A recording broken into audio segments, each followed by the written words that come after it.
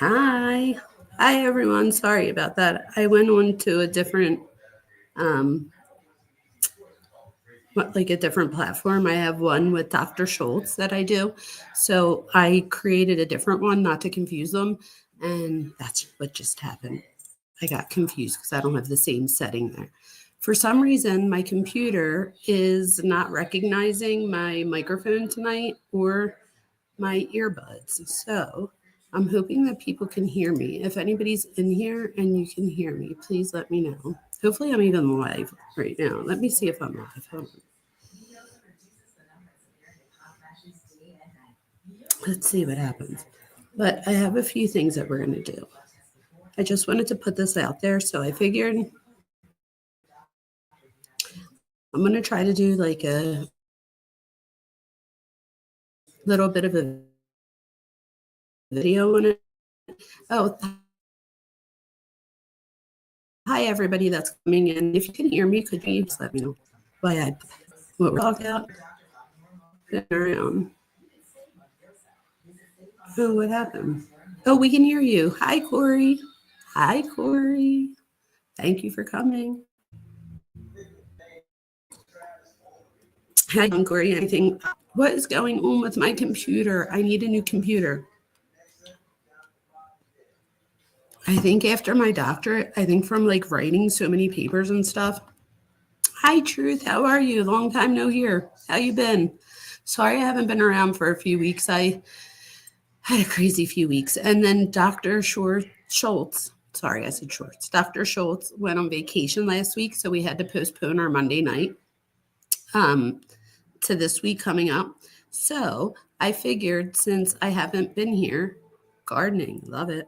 Since I haven't been here, that I shouldn't just wait till Monday, that I should just come on and show you what I've been working on. So I have been working on a video. Actually, I've been working on 2 videos. I've been working on one for Stephen Stearns and one for the Kohberger case. You guys, for the Stephen Stearns one, I know this one's about Idaho, so I'm not going to talk about Stephen Stearns, but I did. Wait till you see this. I'm literally crazy. Hold on, let me get to my highlights. I mean, when I tell you I did research, look like I'm reading a book at school. But I put every officer's name on the top of every single page. I highlighted everything. I put notes on what each one of the officers said in like little bullet points on each page so that I could just like quickly view it and get to the person that I wanted to get to. So I have a ton on that we're going to go over. I believe it's Monday night with Dr. Schultz. But because the last time we did, I know, Truth, right? I literally do so much. Corey knows me. He knows me well. Like I research everything. I'm a big researcher. But the last time Dr. Schultz and I met, there wasn't much going on anymore with the Kohberger. Not that there wasn't much going on, but there wasn't really much new information going on with the Kohberger case. So we decided to do Stephen Stearns. So when we decided to do Stephen Stearns, I had no idea that all this stuff was going to drop with the autism and the this and the that. So I have to make sure that I go on here and talk about this a little bit with you guys. So let's talk about it, okay? So let me pull up real quick because I did write this stuff down because I have like an outline, if you will, for the video that I'm going to make. But I figured we could go over some of this stuff. That way I can like kind of gauge what you guys are thinking and I can either add that to the video or take something out. So hopefully you guys will, help me out here and let me know what you think. So it's not the actual video I'm going to show you. I'm going to show you the file with my notes on it and I'm going to go over them. So I put them together to where you'll see. Let's look. Okay, so here we go. So let me just make sure I can see what you guys are saying. Let me see if I can make this a little bit bigger. There we go. That's a little bit better. Okay. All right, here. So here we go. So I don't see the chat for right this second. I will see chat in a few minutes. I made it bigger so everybody could see it, but then my chat like goes away. So just know that I'm not ignoring you. For anybody that's coming in, thank you so much for coming in on your Saturday night. I appreciate you more than you can possibly know. Again, I'm Dr. Vona.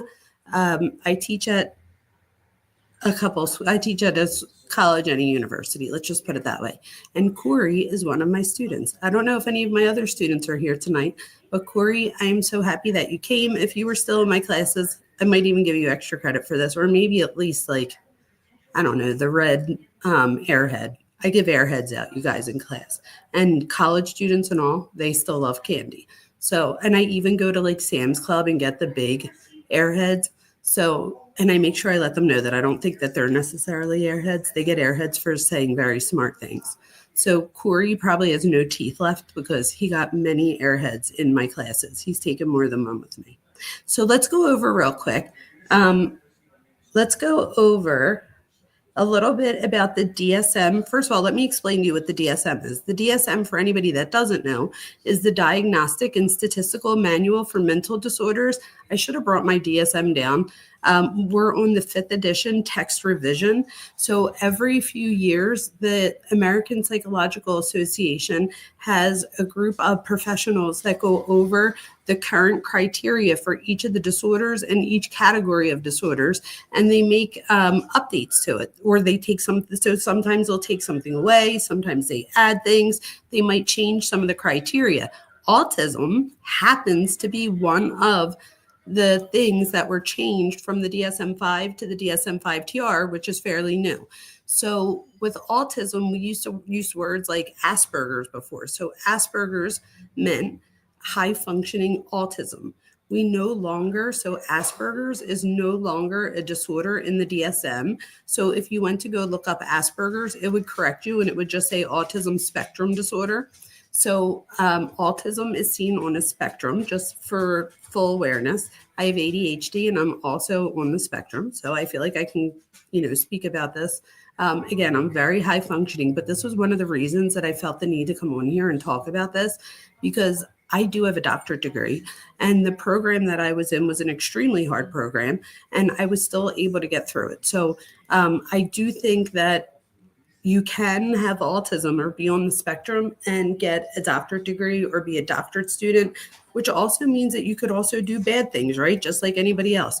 So let me start with that by saying that somebody with mental illness, they're much less likely to be a perpetrator and much more likely to be the victim of violent crime. So let's talk real quick about the DSM and what narcissistic personality is before we discuss it. Let's talk about what it is in the DSM. So wait, let me just look real quick. I'm going to show my chat on the side. I think I just figured out how I could do both. Let me see. I can. Hey. So hi, everybody that's here. I do appreciate you coming. Sirius, hey. Happy Saturday night, Sirius. So good to see you. I'd never get airheads unless brain farts count. You're too funny.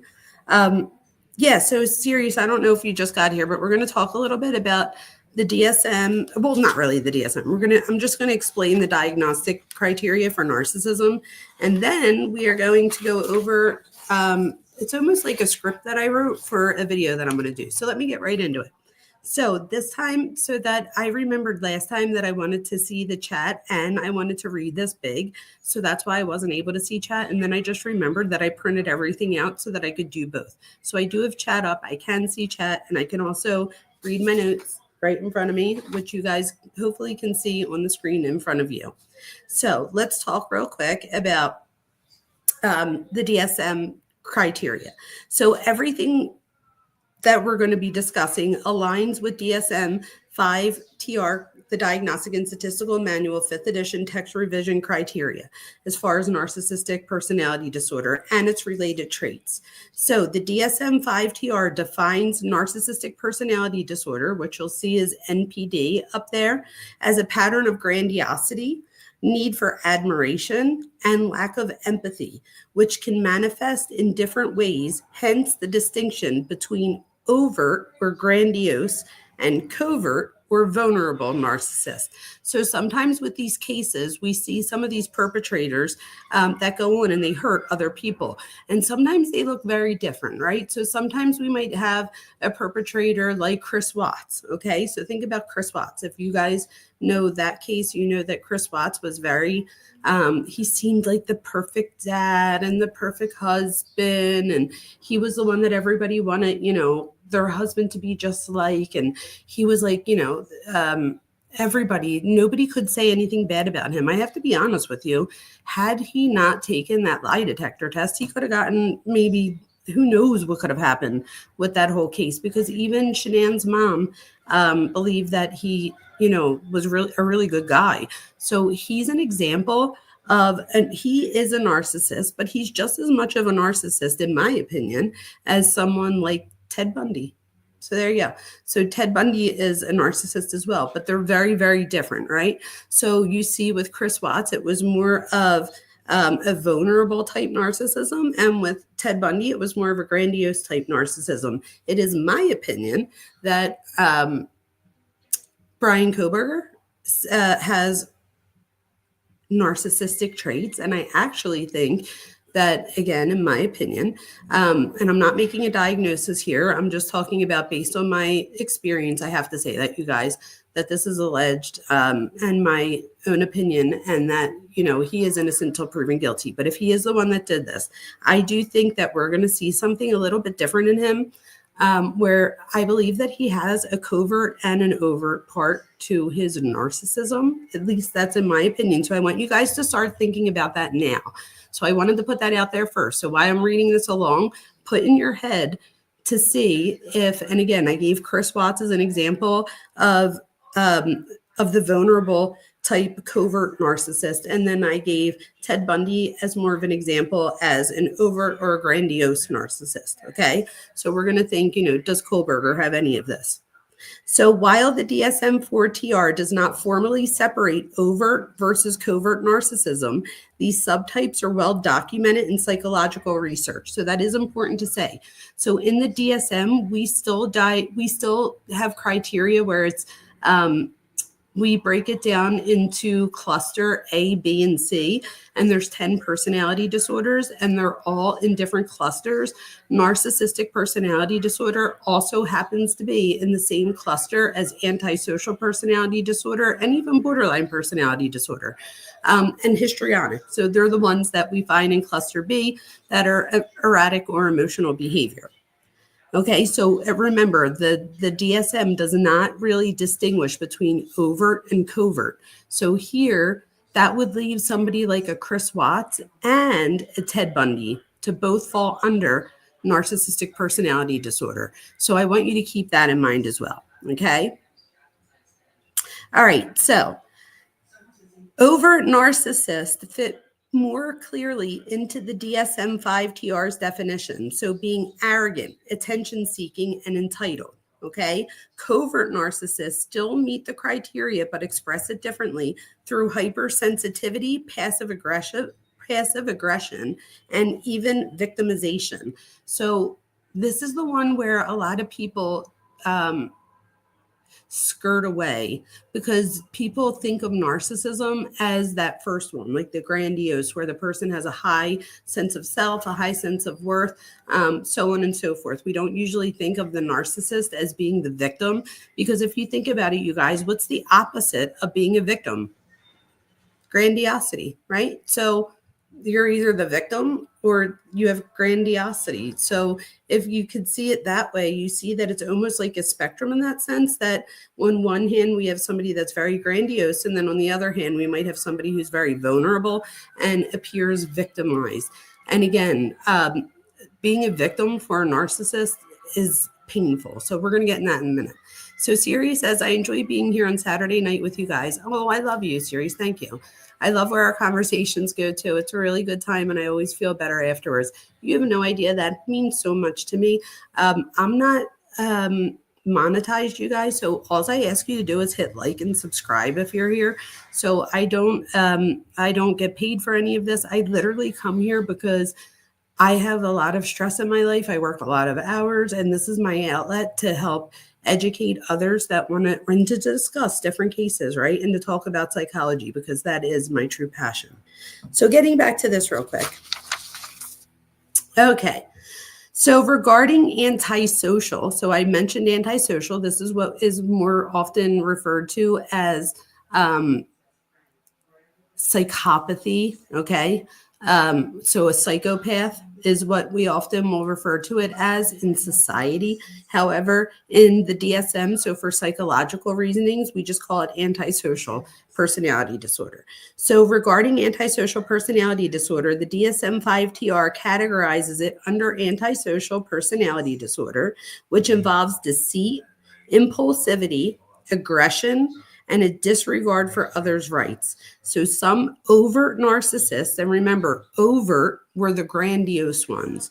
So some overt narcissists, especially those who are comorbid for narcissistic personality disorder and antisocial traits, may exhibit antisocial behaviors, including violent outbursts or criminal actions. So let me explain just in general English, what the hell does that mean?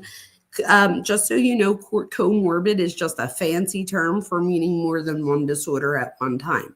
If you think about it, anybody that you know, including yourself, because over 50% of adults in the United States at some point will be diagnosed with a disorder. So just like I've been diagnosed with a disorder, most of us, or at least half of us, so somebody you love, if it's not yourself, has been diagnosed with a disorder, right?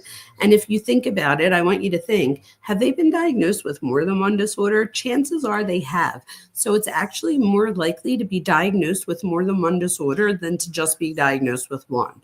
So if you could think about it, we often see things like anxiety and depression go together, right? So that there are two that go together often. You might see anxiety and drug addiction, right? They can go together. So there's many combinations that we can see. You could even have more than two disorders, but whenever you have more than one disorder, we use the word comorbidity, okay? So for borderline outburst, the DSM, okay, well, I'm going to hold on to this one for a minute. I talk about borderline outburst. So this is when we get into like, if we talk about like when a narcissist gets their, I don't want to say their feelings hurt, when they feel like they become victimized and they then lash out. It looks different for some. So for the covert narcissist, it looks a little bit different than it does for the overt narcissist. So that's where the borderline part comes in when I say like for borderline like outburst. So borderline like, so not borderline personality, but this would be the trait of, right? So the DSM-5-TR defines borderline personality disorder, just so that I put it out there, as involving emotional instability, fear of abandonment, and impulsive behavior. And I've talked about that before too with Dr. Schultz. Covert narcissists, especially those with high emotional dysregulation, can display these traits in moments of extreme stress, even if they do not fully meet the criteria for borderline personality disorder. So let me just, what does it say? I came here for the psychology, Dr. Vona and Dr. Murray. That's so funny. That's funny. Thank you so much. I appreciate you. To even put me in a similar category is amazing. Maya, is that my niece, Maya? Hey, Maya Rose. Oh, Maya, thank you for coming. I really needed a family member in here too. Everybody in here is so amazing. Thank you. So again, if you are not you, but if you know somebody that is a covert narcissist, oh, Maya, I'm so glad you're here. So you could like validate me, girl. So do we know of any covert narcissists? So the type that are, I love you, Maya. So Maya, you're going to laugh because we're talking family here. Oh, Maya, this is truth. Everybody, Maya is my niece. She's awesome.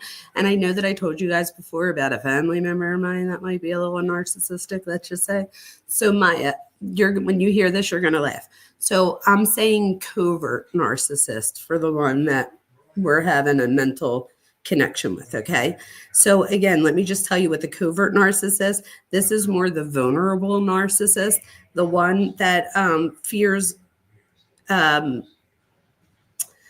what was I going to say? Oh, they're passive aggressive and hypersensitive, and they're often victimized. So they feel like victims, okay? So let me go back to here and just scroll down to the next page for you guys.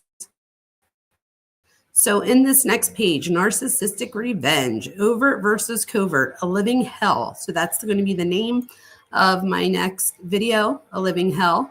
And again, it's because I am explaining, all serious, Maya is the best. So narcissistic revenge, I think it's important for us to talk about, you guys, because sometimes we don't even recognize the covert narcissist. So I think it's important to talk about it. So here we go. When you cross a narcissist, they won't just let it go. Hurting their ego, okay? So we're talking about the mind of a narcissist. Hurting their ego is like lighting a match in a gas-filled room. Their revenge isn't about justice. It's about making you suffer, okay? So again, their revenge isn't about justice. It's about making you suffer. But the way they do it depends on the type of narcissist that you're dealing with, because a covert narcissist is going to act different than an overt narcissist. And I'm going to break that down for you in a second. So most people think all narcissists act the same, but in reality, there are different subtypes. So even though the DSM 5 does not, TR does not discuss necessarily or subcategorize overt versus covert narcissists, so much of the literature and the research out there has, okay? So most people think that all narcissists act the same, but in reality, there are different subtypes. Some lash out in explosive rage, while others manipulate from the shadows. Understanding these differences can help you see their tactics coming before it's too late. Okay, so today we're breaking down two main subtypes of narcissism: the overt or grandiose narcissist. So these are the ones that want power and dominance, and the covert narcissist or the vulnerable narcissist. So the ones who play the victim but are just as manipulative. Okay, and Maya, I think by now you kind of know what we're talking about as far as the person I'm thinking of. Okay, so here we go. So let's break this down. If you think that that's where it ends, think again. Some narcissists take their revenge to even darker extremes, you guys. So we have to remember that not all narcissists lose control. Not all narcissists become violent offenders. Not all narcissists, you know what I mean? So, but the ones that do have this narcissistic revenge, it is important to describe what it's like, okay?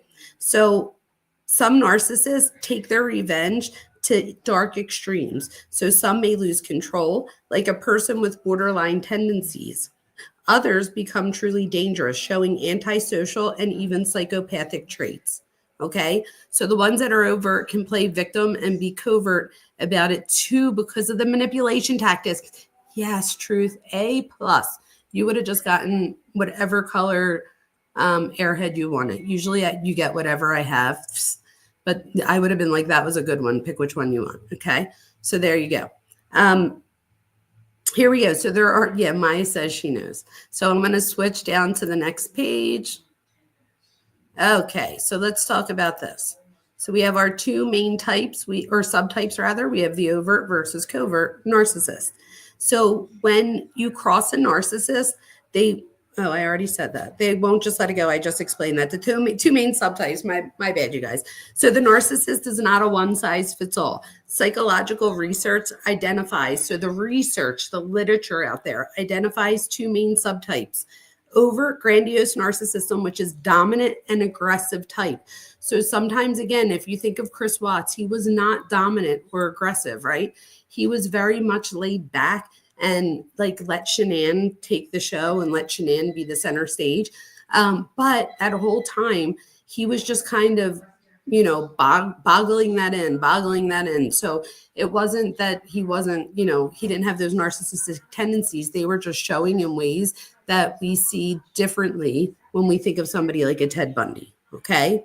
So this is the stereotypical narcissist. So an overt grandiose narcissist is a stereotypical narcissist. If you guys go back to Bryan Kohberger's Visual Snow, remember his Tappa Talk? He literally writes in here, where is it? He talks about how he has delusions of grandiosity, okay, and that he feels like a criminal, but he doesn't know where his record is. I think that that's amazing too. So this is literally Bryan Kohberger's words. So this isn't alleged. This is literally coming from his words. So when he talks about his depersonalization, and at this point it had already been going on. Hi, Trips True Talk. Thank you for being here. And again, you guys, please like and subscribe because I'm not monetized, so that will help keep me going here. So Bryan Kohberger says that we are all just advanced animals with possession, or is there more? More that I can't see, that I can't connect. I view everything as I would as if I was playing Oblivion. And we brought that game up before. That was crazy when we brought that up. That's in an old live, you guys. Jeff went over and looked up the game Oblivion, and we were oblivious because we were like, what the heck? Where did this come from? So let's listen up. Ready? So sometimes I say things that I don't mean. So this is Bryan Kohberger's own words, okay? So he says that he sometimes says things that he doesn't mean. I want you to remember these things that he's saying, because then when I go back to the criteria and the things that we're talking about here, or from the different research, then you guys are going to be able to make the connections, or even make them yourselves. I don't even have to make the connection for you. All of you are smart enough to do it on your own. I'm just providing the information here. Okay, so Bryan Kohberger says that the last holiday in his house, the house where he grew up, the one where he once contributed to, which means that he's no longer contributing to this house, right? That it's past. As I hug my family, I look into their faces. I see nothing. It's like I am looking at a video game, but less. I feel less than mentally damaged. It is like I have severe brain damage. I am stuck in the depths of my mind, where I have to constantly battle my demons. Am I here or am I fake? I feel myself slipping away. I hear screams faintly, but I constantly battle away from it. What if I let go? Where would I be? Would I ever come back to reality? I try to remember where it originated from, but I can't. I barely remember my childhood. I often fear being 80 years old alone and having faint memories of my parents, everything I missed out on. I think about my father, what a good man he is, how I treat him like dirt because I have this condition, and I can't take it. I might spiral out of control and lose myself in the void. I can't let it all go. All of these regrets I predict for my future self, which is important, okay, that he predicts for his future self. All of these thoughts of remorse. So he doesn't say guilt. Remember that. He says remorse, okay? I got this when I was in my stage of discovery. Now I look in the mirror and I see this sickly, tired, useless, and stupid man in the mirror. He's a complete disgrace. He doesn't even deserve to live. I remember when I was 15, I would wander alone at 2 a.m. Everything was so generic. Nowhere felt like home. I saw things that weren't there, a different reality. I felt eerie and alone. I died during those nights. I felt like a criminal, but where was my record? I can't talk without flinching now. Think about that. I can't talk without flinching now. I used to be this healthy, blonde-haired boy with blue eyes, okay? And in a few years, I have darker hair and darker eyes. I'm half the body weight. Where did I leave off? I try to sleep. I try to clear my head, but the pressure won't go away. The pain and depression won't leave. So he's telling us he feels depressed. Being me is this horrible disease that I was given. I think of this as I succumb to sleep, but I see a large intensity of black, yellow, white fuzz. So that's the visual snow. It makes my mind fizzy, and I can barely keep in the bounds of reality. It is as if the ringing in my ears and the fuzz in my vision is simply all of the demons in my head mocking me. I fall asleep, but I wake up quickly to bloody screams. Is any of this here? Am I brain damaged? No, all in capital letters. No. Then why am I like this? I have these thoughts in my head. I search for someone to relate to me. Everyone looks down on me. Remember those words, you guys. I'll say it again. As I try to read, suddenly my eyes look right through the words. When I look up, I see blue dots near the center of my vision. When I feel slightly calm, it gets hard to breathe, and I see bright dots in my vision. Nothing I do is enjoyable, and I am blank. I have no opinion. I have no emotion. I have nothing. Can you relate? He tells us that he has no emotion. Okay. So I'm actually curious as to what Maya, if she's still here, is thinking of this. Excuse me. But again, this was just one of his Tappa talks. But I want you guys to remember that he literally talks in here about how he goes to sleep but quickly wakes up to bloody screams. That's a problem. Okay. He asks if he's brain damaged and he knows that he's not. I was going to ask Maya, if she's here, is Maya, do you think like this visual snow that he's saying he has? He says that when he looks up, he sees blue dots, or anybody that can answer this, that he sees blue dots near the center of his vision.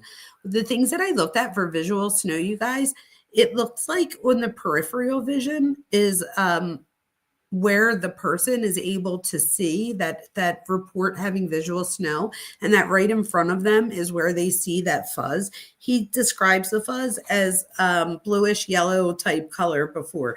So I don't know what anybody thinks about that, or if anybody has anything that they want to add to that. Okay, but keep this in mind. Isn't that like schizophrenic symptoms? Ooh, let me tell you. You said a chill pill and not murder people. You're funny, Maya. You're hysterical. So isn't that like a schizophrenic symptom? It's funny Maya says that. Do you guys remember when I was talking to Dr. Schultz and I said, what if he had like schizoid traits type thing? So that could be where Maya's picking up on that. So Dr. Vona, it's a fact that Bryan Kohberger put a little over 7,000 miles on his car while he was at WSU, even though he was a stone's throw away from his school and 8 miles from Moscow, where he shopped. Oh my God, you guys, that's a lot of miles. I would like be so mad if Maya borrowed my car and put 8,000 miles on it that quickly. I'd be like, yo, girl, where'd you go?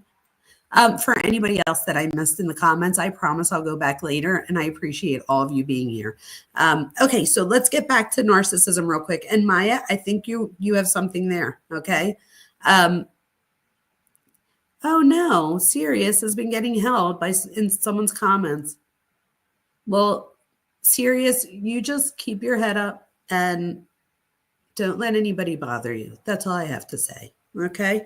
Come to places like here where people accept you 100% for who you are, and you hopefully will never have to worry about that here. And if anybody on my platform ever, for anybody listening, if anybody on my platform ever says or does anything that is like disrespectful and I don't say it, please let me know, because I am not down for that. I am literally here to help talk about psychology because it's a passion of mine, and it's literally like taking an anxiety pill for me. Okay.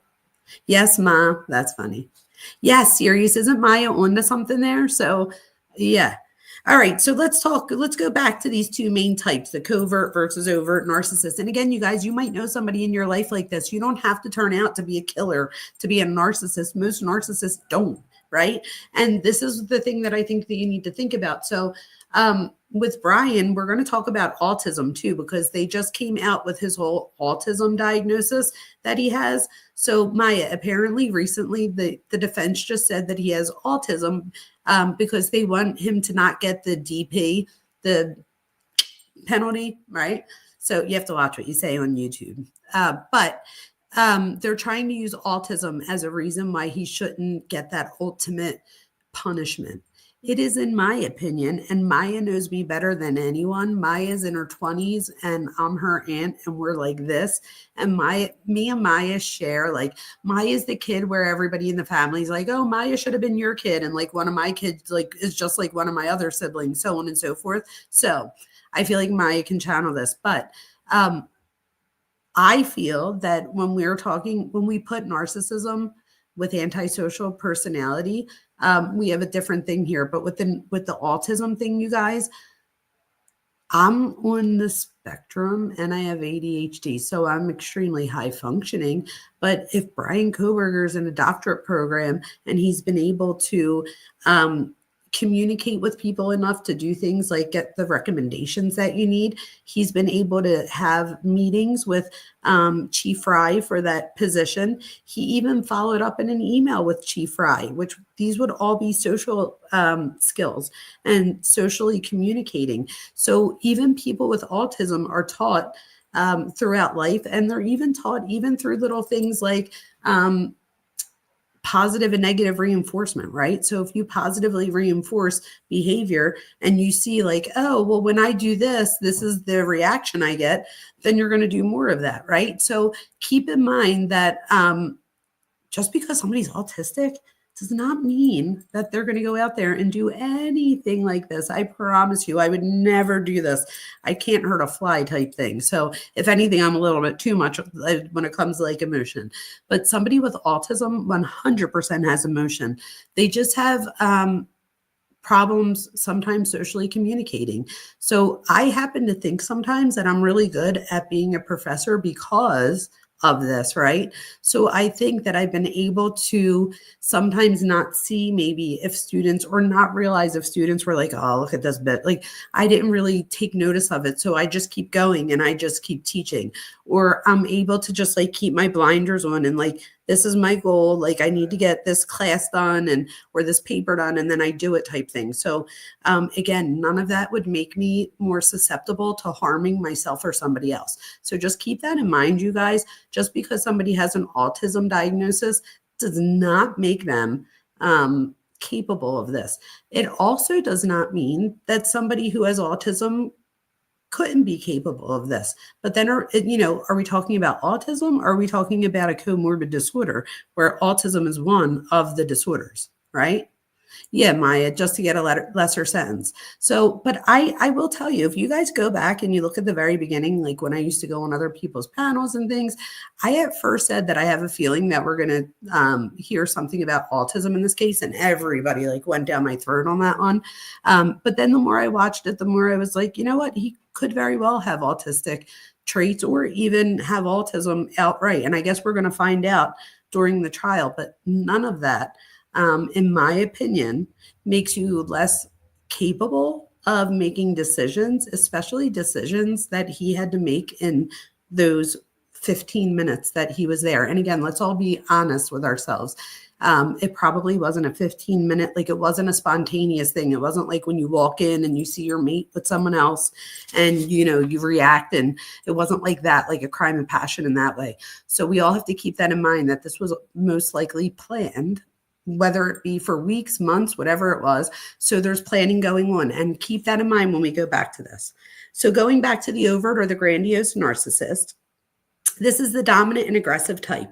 So this is the stereotypical narcissist. They're loud, arrogant, and completely convinced of their superiority. So they're like, bitch, have a seat. I am the best. And they are good at what they do. If you think about it, sometimes people have to be a narcissist to be a good leader, right? So there's leaders that are very good narcissists, business owners that could be really good narcissists.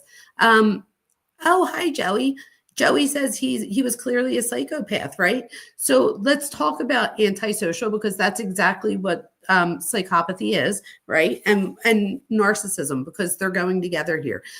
People often ask me about the relationship between narcissism and antisocial personality. So this is what I would tell you from my experience and from my research. When you have somebody with antisocial personality, most often they're also narcissistic. However, people that are narcissistic are not antisocial. So being narcissistic does not make you antisocial. However, when you look at antisocial, you see a lot of narcissism. Okay. So just keep that in mind. I think that we're seeing both, in my opinion, narcissism and antisocial in Kohberger. So let me keep going. And again, this is my opinion. He's innocent until proven guilty. I appreciate everybody's opinions. This just happens to be mine. And this is my way to back it up with the research. Okay. So key traits for an overt narcissist. So think about people in your life. Remember, just because somebody's a narcissist doesn't make them dangerous. Okay. Well, it could make them dangerous emotionally, but it doesn't necessarily make them dangerous as far as on your life or on their life type thing. So keep that in mind. You could very well have a narcissist in your life. You could be in a relationship with a narcissist. If you are in a relationship with a narcissist, or if you've ever been in a relationship with a narcissist and you want to throw that in the comments, I think the reason I would say that is to just show people that there's a lot more people out there that have been victimized by a narcissist than you might think. Okay. And it hurts. It hurts bad when you're victimized by a narcissist. And the problem is that the narcissist doesn't get that it hurts bad. So they often will give you the apology that you need and things like that, but then they reoffend, if you will. So again, we're not always talking physical. It could literally be an emotional attack if you think of it that way. Right. And what I was talking about before with the overt or the covert, we're going to see more of borderline traits there, which we're going to get to in a minute. But over here with the grandiose or overt type, you see more antisocial traits. So when they're there, right? So here we go. So they have a grandiose self-image, which Kohberger says that he had delusions of grandeur. That's literally what this is, right? So that's literally just saying, I'm smarter than you, I'm better looking than you, I'm more successful than you, like, have a seat type thing, like watch me go. All right. They crave admiration. So they demand respect and attention. So remember that. You might crave admiration and be, not have narcissism. The thing that makes it abnormal is the fact that they demand respect and attention. So the narcissist that Maya and I might know literally taught us as a life lesson that if you want respect, Maya, I want you to finish the sentence if you're still there. If you want respect, what does that person used to tell us? Because it's funny, because it's literally right here. And I'll get back to it in a second, just to give Maya a second to respond, because there's a little bit of a delay. Okay, openly arrogant. They do not hide their entitlement, okay? They don't hide their entitlement, all right? This person doesn't see their entitlement as an issue. So that's the issue. So there are people out there that'll, hi, Bubbly Waters. Thank you so much. That is so very nice. I've been teaching psychology, abnormal psych in particular, for over 20 years, and I have a doctorate degree. So I'm trying. But again, I love to research and I love to talk about psychology. Maya, I didn't see Maya respond. So let me just tell you what the answer to the, oh my God, if you want respect, I feel her right now not being able to place it together. If you want respect, you need to demand it. That's what she says. If you want respect, you need to demand it. And it literally says here with craving admiration, okay? Yes, if you want it, take it. That's right, Maya. So you have to demand respect and attention. Think about that, you guys. So now think about as maybe someone of authority in somebody else's life that might not be a narcissist. You might be giving them life skills and things like that, or even advice that maybe is not really good advice, if you will, because you're going off of what your own narcissistic personality tells you is the right thing to do. Okay, so openly arrogant, again, so they do not hide their entitlement. Again, this person's entitlement, it's like, what do you mean? Like, that's not a problem type thing. So it's not even an issue in that sense. So most people that use masking, thank you, that's the word I was looking for. Thank you so much, True Talk. So most people that use masking don't usually go with the narcissistic character. It's usually more friendly character they portray. So BK using antisocial disorder is I'm sorry, autism spectrum disorder. We need to correct this in like the, I don't know, the world out there, because we're like overlapping with the letters, but I got what you said. I apologize. You meant autism. Autism spectrum disorder is crazy to me, but guess you are as educated as me. So that's one thing, you guys, please. I never want someone to come to my channel and think that I think I'm smarter than other people. I might know more in psychology and in abnormal psychology or victimization, but that's it. Like, if we go outside right now and I needed to like change my tire, I'd be fucked. I don't know what the hell I'm doing. Do you know what I mean? So please, everybody know that about me. I never want anybody to think that I'm think I'm smarter than anybody else. It just happens to be that I have expertise in this area and I love to talk about it and I love other people talking about it as well. But that's about it. Give me a plant to watch for a weekend and I would tell you I'd rather stick it outside and let the earth try because I don't even mean to, but I can't keep a plant alive to like save my life. So again, I might be educated in this one area, but please know that I by no means think, and Maya can tell you this, Maya, my nickname, right, is straight A stupid. So that goes to show you that I clearly don't think that, and everybody around me knows that I'm not, a genius and everything, nor do I claim to be. So wait, let's see what chat's saying real quick. This case has always been about, this case has always been about the behavior of the crime itself. I have said that from the beginning. This is not about frats, cartels, drugs, or anything else but this. Yes, thank you, Sirius. I wish more people saw it that way. Give me an airhead. I'll change your tire. Oh, thank you, Truth, because I'd be shit out of luck. If I was Stefan Stearns that day, I'd be caught because I wouldn't know what to do. I would have had to call somebody to help me change the tire. I don't think you come off that way, doctor. I just like to make sure people know you stop saying that. You're not uneducated. Again, and you have experience, right? So there's something in your life, True Talk, that I don't know how to say your first part.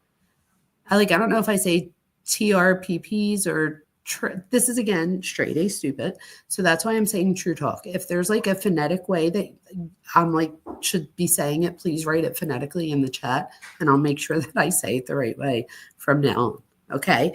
Okay. So let's get back to our narcissism talk real quick. Okay. So we have explosive anger. So when challenged, they lash out aggressively. So think of it this way, that narcissist, when you push them into a corner, they explode. It's like they go right back at you. So don't push a narcissist into a corner. Okay. I'm not saying don't do it, but don't do it without expecting a reaction from them. All right. And again, this is more so from the stereotypical overt narcissist that is identified mostly in the DSM. Okay. The DSM-5 TR. All right. So let me keep going. I think I have to go down a little bit on my slide. Okay. So how they seek revenge. Here we go. Let's talk about it. All right. Hey, PKC, thank you for coming. I'm so glad you made it. We're talking about narcissism, our favorite, right? So how do they seek revenge? And again, we're tying this to Kohberger. So direct and aggressive attacks. So smearing your name publicly would be an example of this, okay? There's other ways you could have direct aggressive attacks. If anybody could think of one that, if you've had a narcissist in your life, and you could think of a direct or aggressive attack example, please feel free to share it in chat. But absolutely something like smearing your name in public, telling lies about you, getting others to believe falsities about you that aren't true. That would be an example. So all of those things are an example. They are also physical or verbal confrontation. So yelling, threats, or violence. Think about it this way, you guys. As long as I'm explosive and I'm threatening or I'm violent or I'm, in attack mode, I'll never forget a teacher told me in my master's program and my specialization, I didn't just get my 48 credits. I went back for 12 credit specialization in marriage and family therapy. So couples therapy and family therapy is my specialization. And I will never forget, oh my God, I just had an ADD moment. Oh my God. It'll come back to me. I have no idea. Well, that was horrible. It'll so come right back to me, you guys. Give me a second. It'll come back. I can't believe that just happened. Actually, I can. But there goes an example, you guys, of ADHD. So I, just like others, are also diagnosed with disorder. So it is what it is. I apologize. I just lost my train of thought. If anybody could think of what I was just talking about, it was something about marriage and family therapy, but I don't know where I was going with that. Yelling threats. Oh, I know what I was going to say. Here we go. So if you're in a relationship, if you're a parent, this is for you. If you are a parent, right, this is with any relationship, but especially if you're a parent, an aunt, like somebody that takes care of other children, or, somebody that people look up to, things like that. The teacher would always say, when you start to scream or yell, you lost the fight. So I'll say that again. When you start to scream or yell, so when you start to threaten violence even, or just screaming and yelling and losing it, you lose right there. So think of it as a parent. When you have so much control as a parent over your children, even my 21-year-old, she's almost 22. If I wanted to right now, I could go grab her phone and be like, bitch, give me your phone and give me your whatever it's called too, your MacBook. That was so much money. Like, I paid for them. They're mine. They're a privilege. She happens to be a very respectful child, and she's like the greatest of all time. So is my other child. I have very good children, so they have their devices. But think about it. If you're a parent or somebody of authority to someone and you pay for their cell phone bill, think about it right now. Think about being a kid, and I'm sure not even a kid, like a young adult. And if you're a young adult in here, please let us know. Corey, if you're still listening, doesn't it hurt more if your parent just comes up and is like, yeah, give me your cell phone, and then walks away? Win, right? You win. You just showed that kid that is, the power structure there. We have to catch some of these behaviors in childhood. Just so you know, in order to be diagnosed with antisocial personality disorder, you have to be at least 18 for any personality disorder. So you have to be at least 18. So you could have, sociopathic traits or antisocial traits, we would call them, narcissistic traits. That might be on someone's file, but they wouldn't get the diagnosis of the disorder until 18. One thing we do see with antisocial personality disorder, we often see that there's conduct disorder before the age of 15. So conduct disorder before the age of 15. We've also seen other things like cruelty to animals. And if you think about it, if you have a dog, like I have this beautiful big Thor dog right here, I couldn't imagine sticking a pin into him. Like, imagine one of your animals, imagine somebody hurting them on purpose. Even thinking about that probably feels shitty to even think about it. So imagine somebody who is seeking that type of fantasy or even exploration, if you will, and then eventually that is no longer enough, and now we have to go to more and more and more. So again, we usually see these troubled behaviors in childhood or young adulthood, and I think we need to be aware of these things so we can get people help. Another thing that we see when when the overt narcissist or the grandiose narcissist seeks revenge, what do we see? Humiliation tactics. They want to make you look weak, okay? You need to look weak. If you make me feel like you put me into a corner and I am a narcissist, I need to make you look like the one that's out of control and the one that's the weak one here. I might even, if I'm on my game, okay, I'm putting my narcissist hat on, I might even say or do something knowing I'm poking your buttons, knowing that the family's about 5 minutes away, they're coming over for dinner, and getting you to the point of where right as the family walks in, I just keep picking, you explode. Now everybody comes over and I'm like, do you see her? Or do you see him? Look at them. Like, what? And then people feel bad for me. Like, oh, that's terrible. And again, so you guys have to be aware of this stuff. That's a humiliation tactic.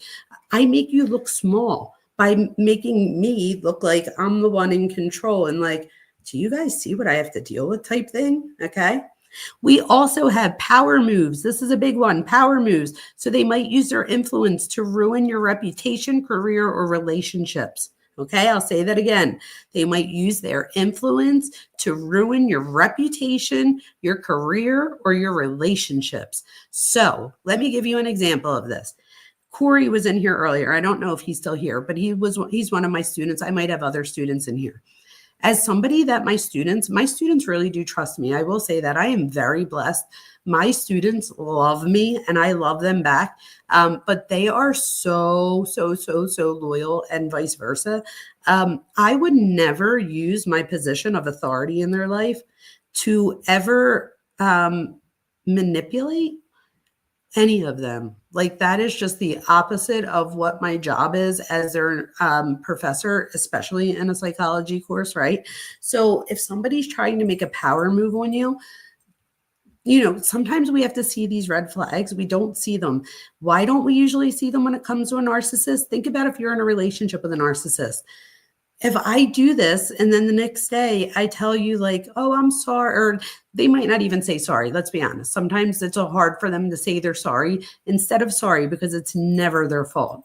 They just have an excuse. So I take that back. It's not, I'm sorry. It's usually like, I don't know, Celeste, you were the one that did this or that. So if you didn't say that, or if you didn't do that, I wouldn't have had to have freaked out like that. Like you kept pushing my buttons, or it was the restaurant. That lady just kept on messing up our food and blah, blah, blah, blah. And she deserved what was coming and da, da, da. So think of it that way. Okay. So for the narcissist, if you ever are looking for, I'm sorry, I was wrong, you're not getting it.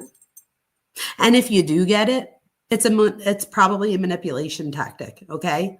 Nina, hi Nina, we're talking about Bryan Kohberger and I'm going over grandiosity.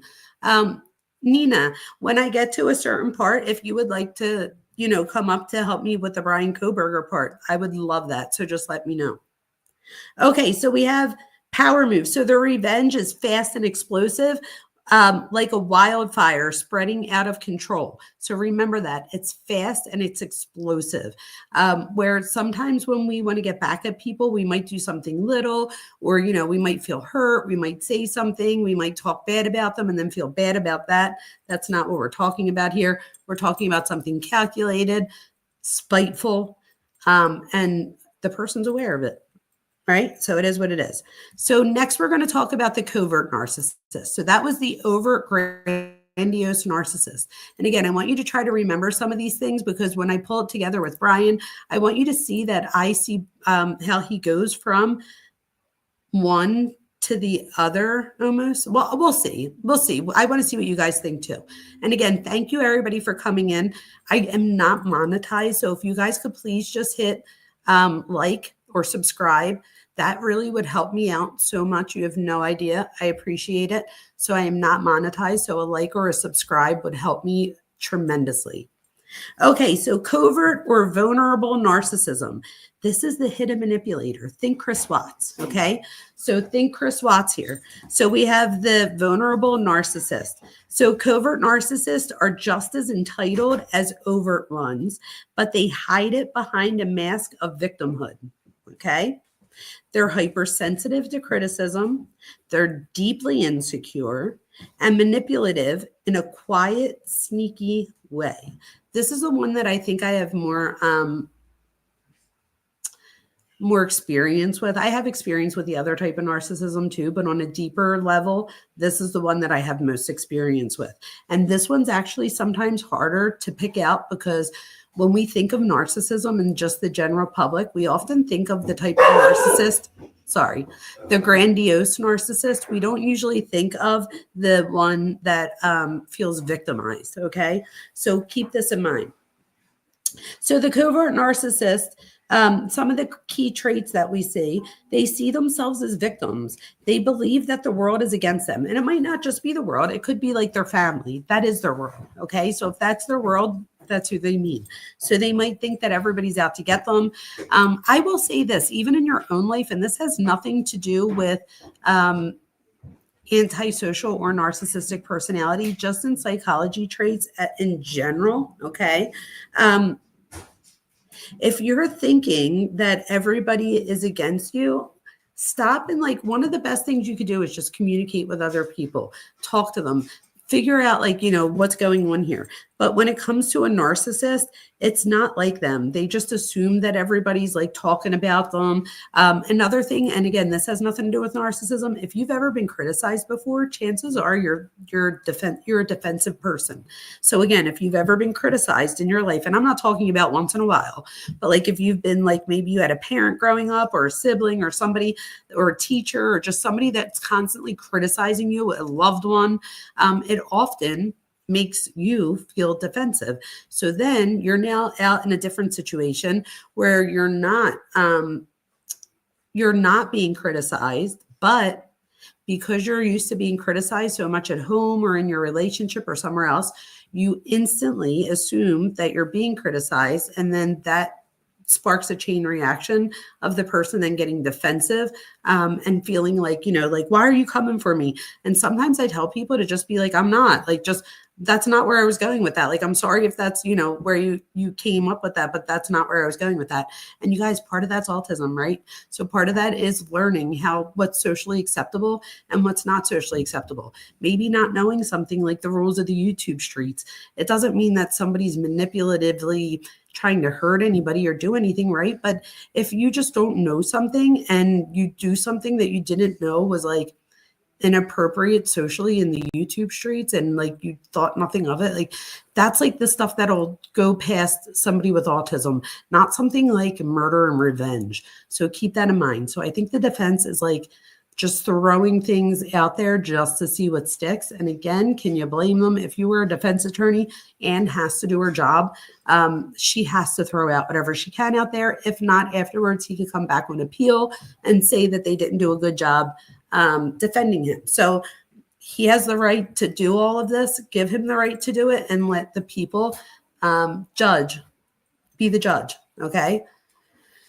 Yes, please hit like and subscribe. That really would help me out. Again, I am not monetized. So hitting like and subscribe or even sharing this with other people would really help me. Again, anybody that knows me personally knows that I love this channel. I love the platform, and I love the ability to be able to speak to a bunch of people at once and speak to you and with you. And to you meaning like speaking to the things that you're feeling in the moment. Okay, so let's see. Oh, I didn't even say justice for BK. He'll get millions of payout after he's freed. Maya, don't even worry about it. People can have their own opinion. I'm not threatened by that. I can have my own opinion as well. So that's okay.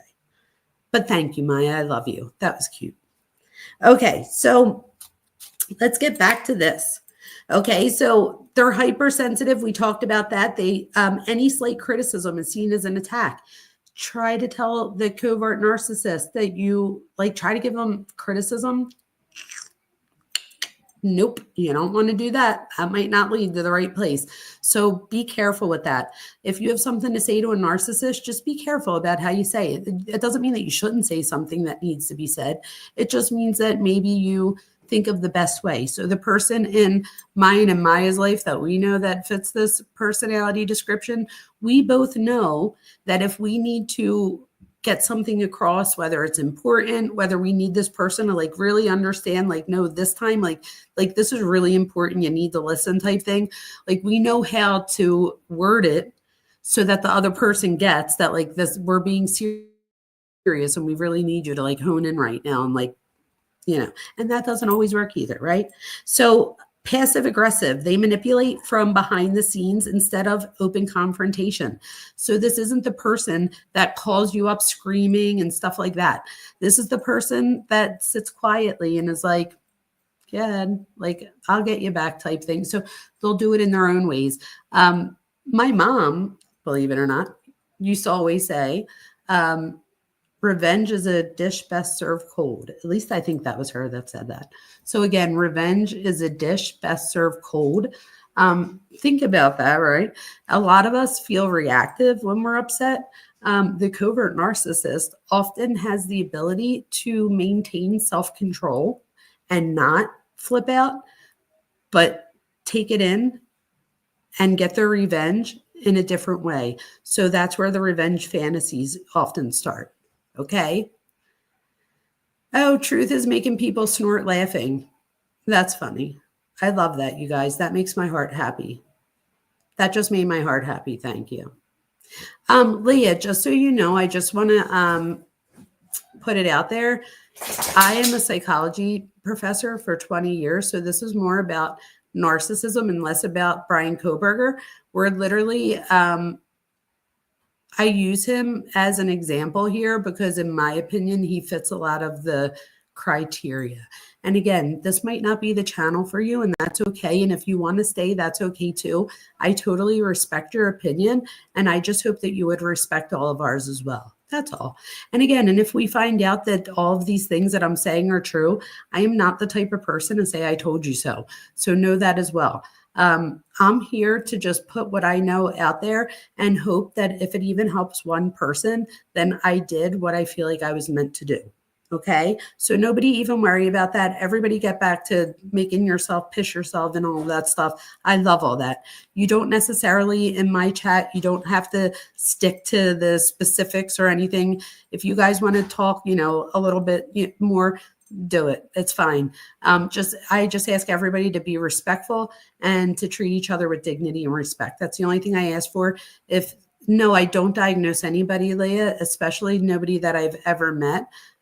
But I will say that his team is diagnosing him or telling us he's diagnosed as autistic. So if you were here for the whole time, you would know that I've already talked about that and that we often see comorbidity when it comes to disorders. So I've already gone over the diagnostic and statistical manual criteria. Again, nobody's being diagnosed here. I'm more of a psychology instructor than anything else. So this is more of an abnormal psych class right now. So if you don't want to be here, that is totally fine. I respect that, but please don't, go with people back and forth with people in the chat over I'm not trying to fight here. That's not what I'm trying to do. Okay. And I'm also not trying to interrupt this because we got to keep going so that we're not here all night. So let's go. Let's keep going. So prone to depression and anxiety. You guys, he says it himself in his TAPA talks that he has depression, right? He tells us that he has depersonalization. He tells us, Leah, just so you know, he tells us that he has narcissistic delusions of grandeur. That's narcissist. That is a narcissistic, right? A delusion of grandeur. When you think you're grandiose, it's large. So if anything, we could say that we're going by his own words. So, I could say that, but let's just keep to this and ignore that. So again, this person is often prone to depression and anxiety. So they feel entitled, but also inferior at the same time. Think about that and think about how crazy that might feel in your head if you were this person. So again, you feel entitled, but you also feel inferior at the same time. I often tell my students, when you think of narcissism or narcissistic traits, again, think of the person in your life maybe that with narcissistic traits, whatever the case may be. But I often say, think of childlike behavior. Okay. So we'll often see childlike behavior when, the covert narcissist or the vulnerable narcissist in particular feels attacked. Okay. But we'll get into that in a minute. So manipulation, this is the biggest one. So covert narcissists are masters of guilt tripping. Okay. Masters of guilt tripping. But one of the things is they don't often feel guilt. All right. So guilt is an emotion that they lack, yet they have the ability, so they don't feel guilt inducing guilt on you, if that makes sense. So we often will say things like, we might point out that this might come from like a religious thing or a cultural thing, like don't be, a martyr or whatever. We'll say, I used to hear like family say that to other family growing up, like, relatives far away or whatever. But that's more of like a cultural thing. Like, don't be the one that has to be like, oh, it's all me. Da, da, da, da, da. So that's not what we're talking about here. We're talking about manipulation. And with manipulation, there's a lot that goes behind manipulation. Often so much that somebody that's manipulative like this often has a way. And think about this.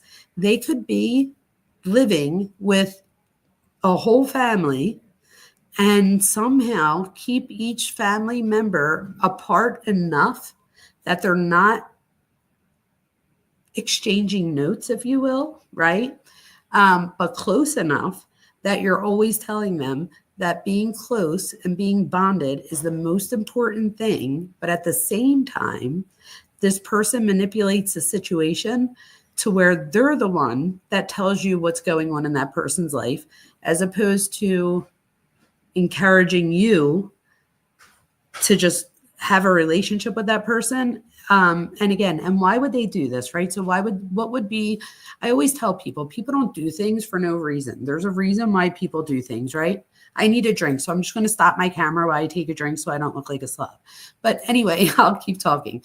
So, wait, real quick.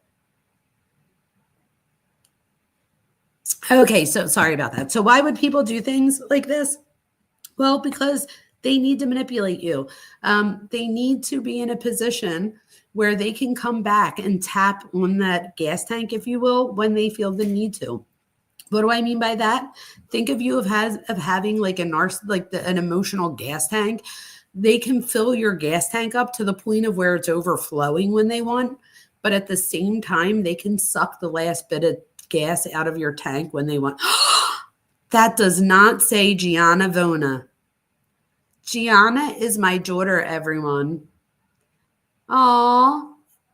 And Gianna's my daughter and Maya is my niece. You guys, this is like the best night ever. Thank you, Gianna and Maya. I think they really know that I needed this right now. And I appreciate you both. And I love you both. And we're talking about narcissism. Jay, we're talking about covert narcissism. And you came in at just the right time. We're talking about the type of narcissists that are manipulative, they often feel victimized. So here we go. All right, here we go. So how do they seek revenge? So let's talk about how they seek revenge. So when we talked about how the overt narcissist, the one that we usually see with grandiosity, how they seek revenge, we were talking about things like aggressive, direct attacks, physical, verbal confrontations, humiliation, and power moves.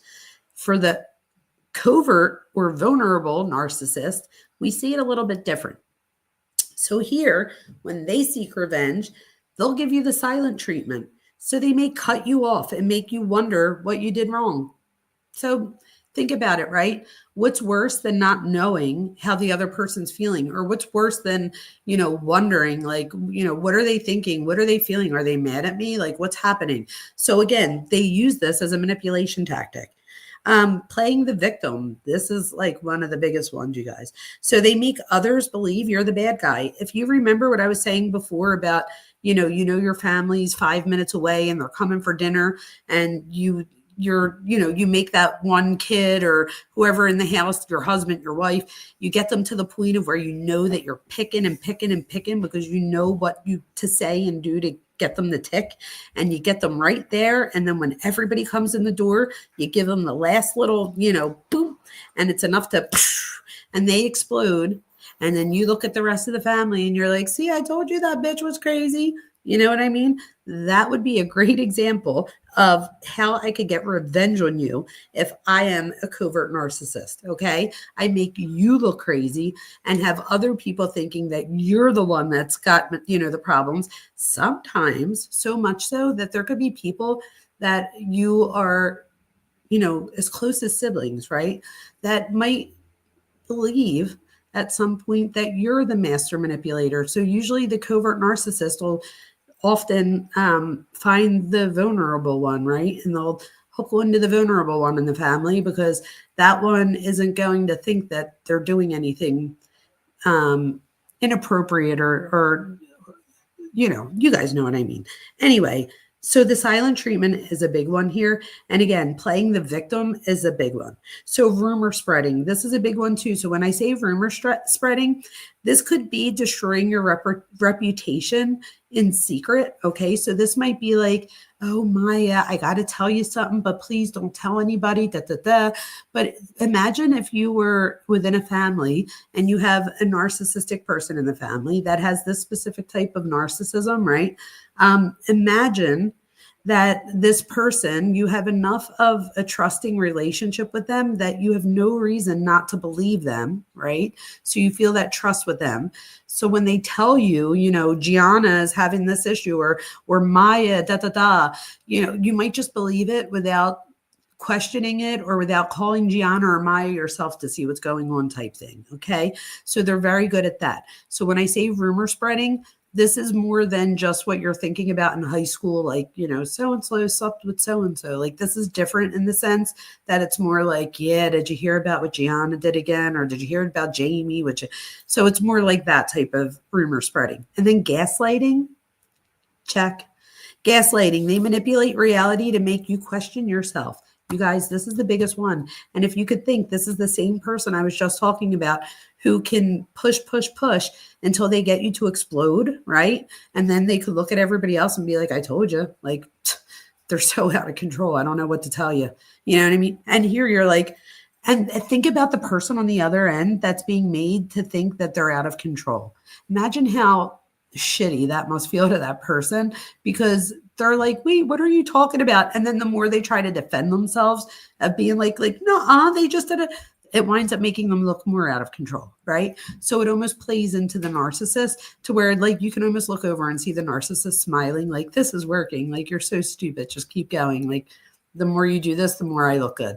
So keep those things in mind if you're dealing with a narcissist, because you should deal with them differently than you might somebody else in your family or friends or whatever that may not be. Okay. We're talking about guilters and stuff. Okay. So they are sneaky and manipulative in every specific way. Yeah. So, and again, if you have somebody in your life that you even, suspect of being a narcissist, one of the things that you could do to best protect yourself, just so you know, is to directly stay in communication with others. So instead of letting a narcissist give you an update on other people, get your update yourself. Another thing you could do is set boundaries. That's a huge one, you guys. Set boundaries. One of the boundaries could be, let's say somebody starts saying Gianna, you automatically shut it down and say, if you're about to tell me something about Gianna or whatever, please let her do it. Like, this is her story. Let her tell me. I don't want to hear it from you type thing. And then also let Gianna know that it happened type thing, and tell Gianna, I hope that if this person ever says Jamie, that you also shut it down. So setting these boundaries are one of the things that could really help, because the less boundaries the narcissist has, especially a covert narcissist that could be that often looks like the victim, or they're often quiet, and other people describe them as so sweet, and they're the perfect husband or the perfect mom, and like, look how sweet they are and how kind, and they're always there, and they'll do things like, when you're having a rough time, they'll help you with the kids. So if they're a new boyfriend or girlfriend, this might come in the form of, oh, you need me to go pick up your kids? No problem. Don't worry. Stop. Relax. I got it. I'll go get them. So when you think of love bombing, think of more than just, I love you, you're gorgeous, like all that stuff. As you get older, right, when you're in your 30s, 40s, the things that you might need might be things like help with your kids and stuff like that, right? So in that sense, by being the one that can just swoop in, think of Stefan Stearns, right? You could just swoop in and be like, oh, you need help with Maddie? I'll be right there. I'm going to help you with Maddie's nighttime routines. And again, by finding somebody like Jen that's vulnerable to that would also be a very narcissistic thing to do, is to seek out somebody that's vulnerable that will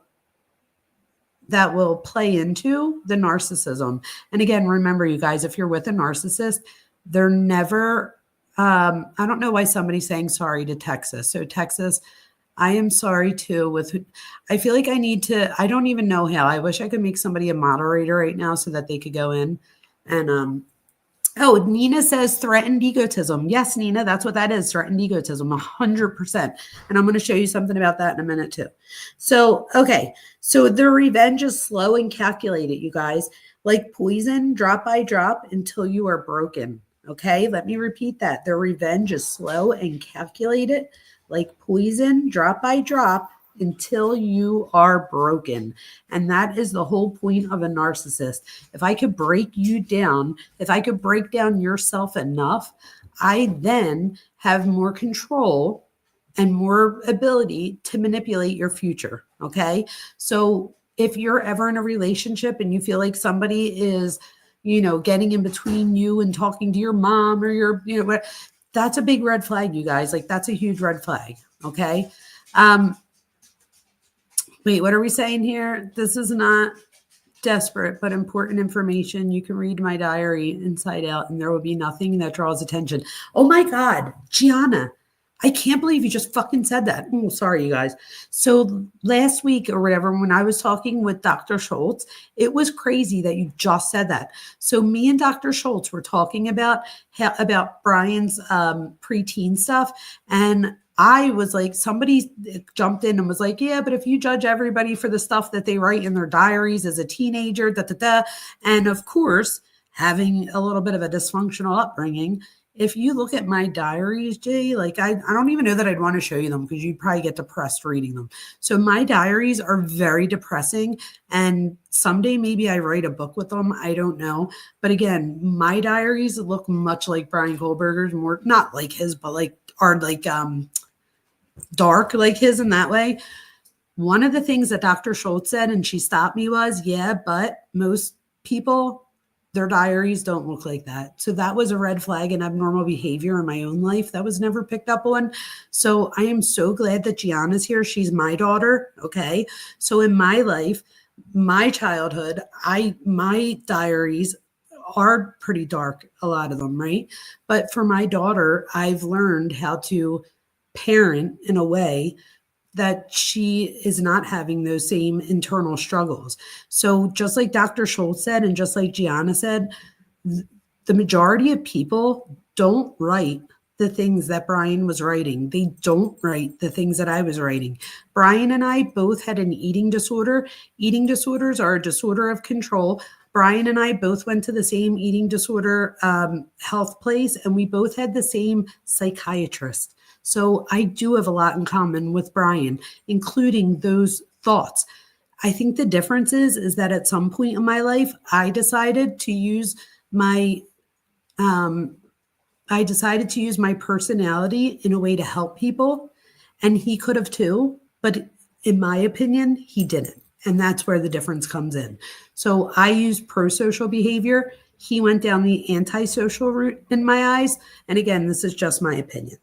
So when a narcissist, let me keep going down the page real quick. We're almost done here. When a narcissistic rage escalates. So this is the part, I think Nina's going to find this part interesting. So Nina, I think you might find this interesting. So you have to consider, went back to 2016 for an Apple alarm. Oh, I wish I knew what you were talking about. Oh, Nina, you think the drugs pacified it then? So I guess we're talking about, I wish I should have had you come up here. So Gianna says greed. Oh my God, took the word right from my mouth.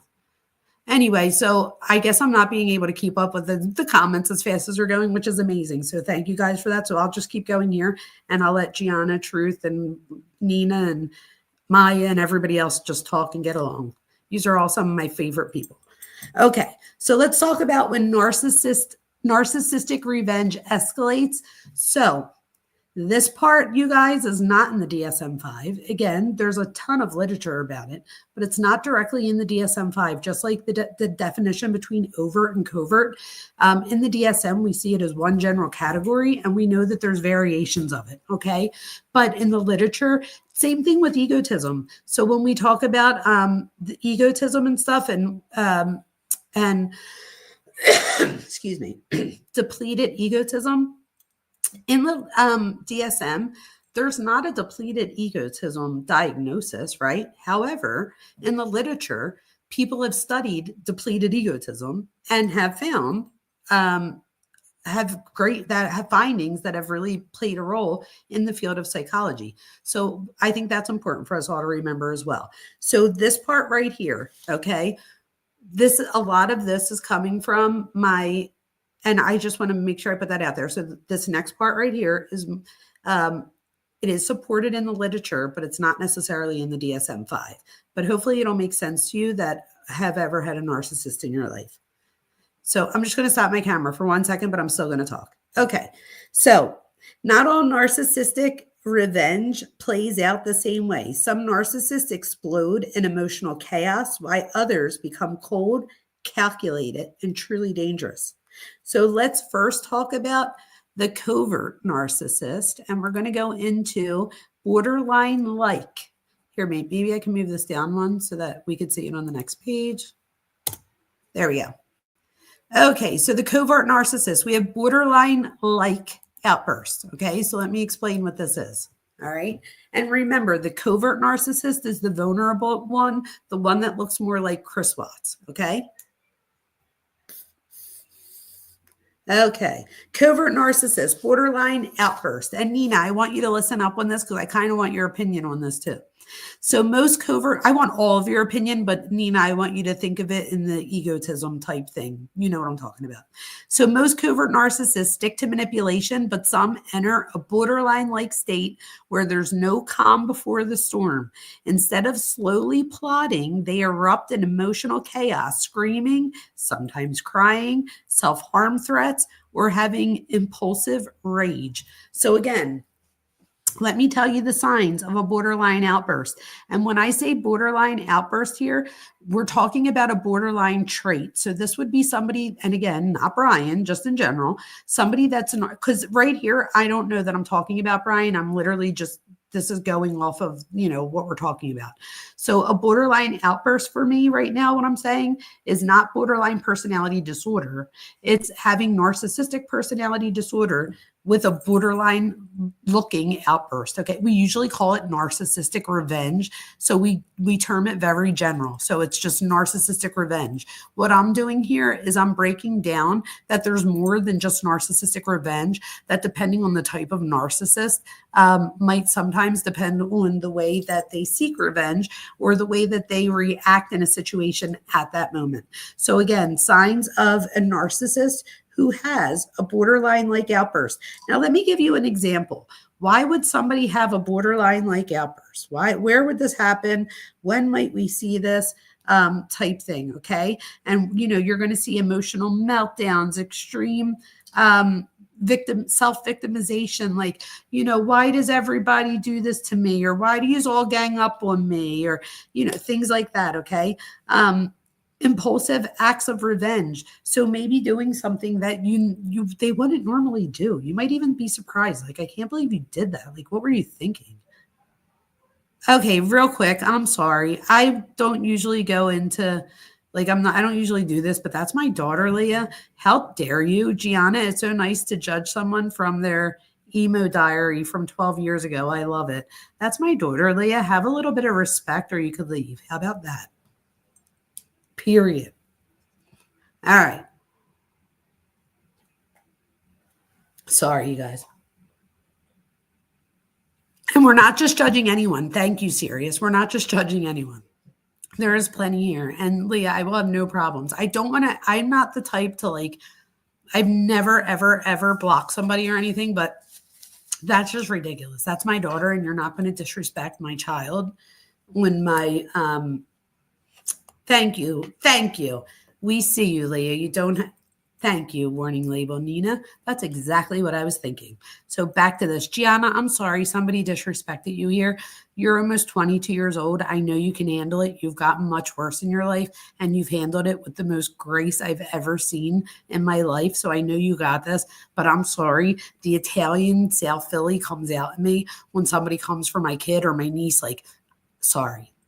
You guys just got to see me react, right? So,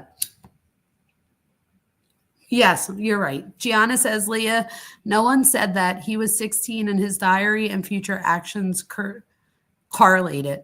Whereas my mom said how they had similar backgrounds, she was able to grow positively. Exactly. So, thank you, True Talk. That was so nice of you. So yes, Leah, I agree with what Gianna's saying. So what I'm saying is that our lives mimicked each other a lot until a certain point. And the thing is that we both had the same mental health professional at around the same ages. So that really draws me to Bryan, because I had an experience with this doctor and I didn't like him, and I wound up transferring somewhere else. So I went to a completely different place and I got help, and I actually got over my eating disorder, and I got diagnosed with ADHD instead of, they diagnosed me with borderline, and I'm not borderline, I'm sorry, bipolar disorder and all this other stuff. The Dr. Perchuk guy, I had none of those things. I was ADHD and somewhere on the spectrum, let's just say. But my point being is that so maybe my ability to get a second opinion or something, maybe Bryan didn't get a second opinion, or maybe he didn't need one. Do you know what I mean? There's reasons why we all grow differently. The point is that we had a very similar mindset until a certain point, and we both got to our doctorate degrees. Again, I never think I'm smarter than anybody else. Do I think that I have more, did I study, a lot of psychology and stuff like that, academics? Absolutely. So again, do I happen to know something when it comes to academics? Absolutely. But like I said earlier, if we go outside right now and my tire's flat, I'm waking my husband up because Truth lives too far away. She said she'd do it for me. I don't know how to friggin' do it. The flat tire. Let's hope it's not changed. So you guys might be smarter at me at some things, and I might be smart in other areas. This is where I want everybody to come together, use all of our expertise, and try to make a difference in the world for people like Gianna and Maya and the younger generation. That's all. Okay. So back to not letting other people interrupt. And again, I see that I have 18 people in here. I had 20 people a second ago. If you guys could just like and subscribe, that would help me. I'm not monetized, so liking and subscribing would help me more than you can possibly imagine, and even writing in the comments. So thank you very much. So back to this. Let's go back to our signs of a borderline outburst. So let me tell you, when would a borderline, let's think about this. When would a borderline have an outburst? And we kind of went over this the one night. I'm grabbing my OneNote because I liked how I wrote it. And then when we got off the other night, I wrote more notes for it. And I just want to grab this OneNote because I said something in here that I was like, oh, that's what I was trying to say. All right, here we go. So, okay. So here we go. So I wrote, like before, that when a narcissist, we're still on the covert narcissist, so the one that feels victimized. When a narcissist feels threatened, okay, when they feel stressed, when they feel tension, when they feel like you've injured their identity or their sense of self. So, like an ego injury. There you go. Nina, we always talk about ego and stuff. So when the narcissist feels an injury to their ego, this would be for this too. When they feel humiliation, they transition sometimes into a borderline state. So again, this is a borderline state, not borderline personality disorder. Okay. So they can be legitimized by so-called reactive abuse. Okay. So they could be legitimized by your so-called reactive abuse. Remember what I was saying before? Everybody's coming in for dinner. I push your buttons. Finally, you explode when everybody walks in the door. And then I look at everybody and I'm like, I told you she's crazy. That's what I'm talking about here when I say they can be legitimized. They can legitimize their bad behavior by your so-called reactive abuse. It's like, look at her. She's so reactive, or like she's out of control. You see how she is. She's out of control type thing. And that's not it at all. It's the narcissist manipulating the situation. I also have that. Okay. So again, we're still with this narcissistic revenge. So this is what I want you to think of. Let's say you're in a relationship with a narcissist.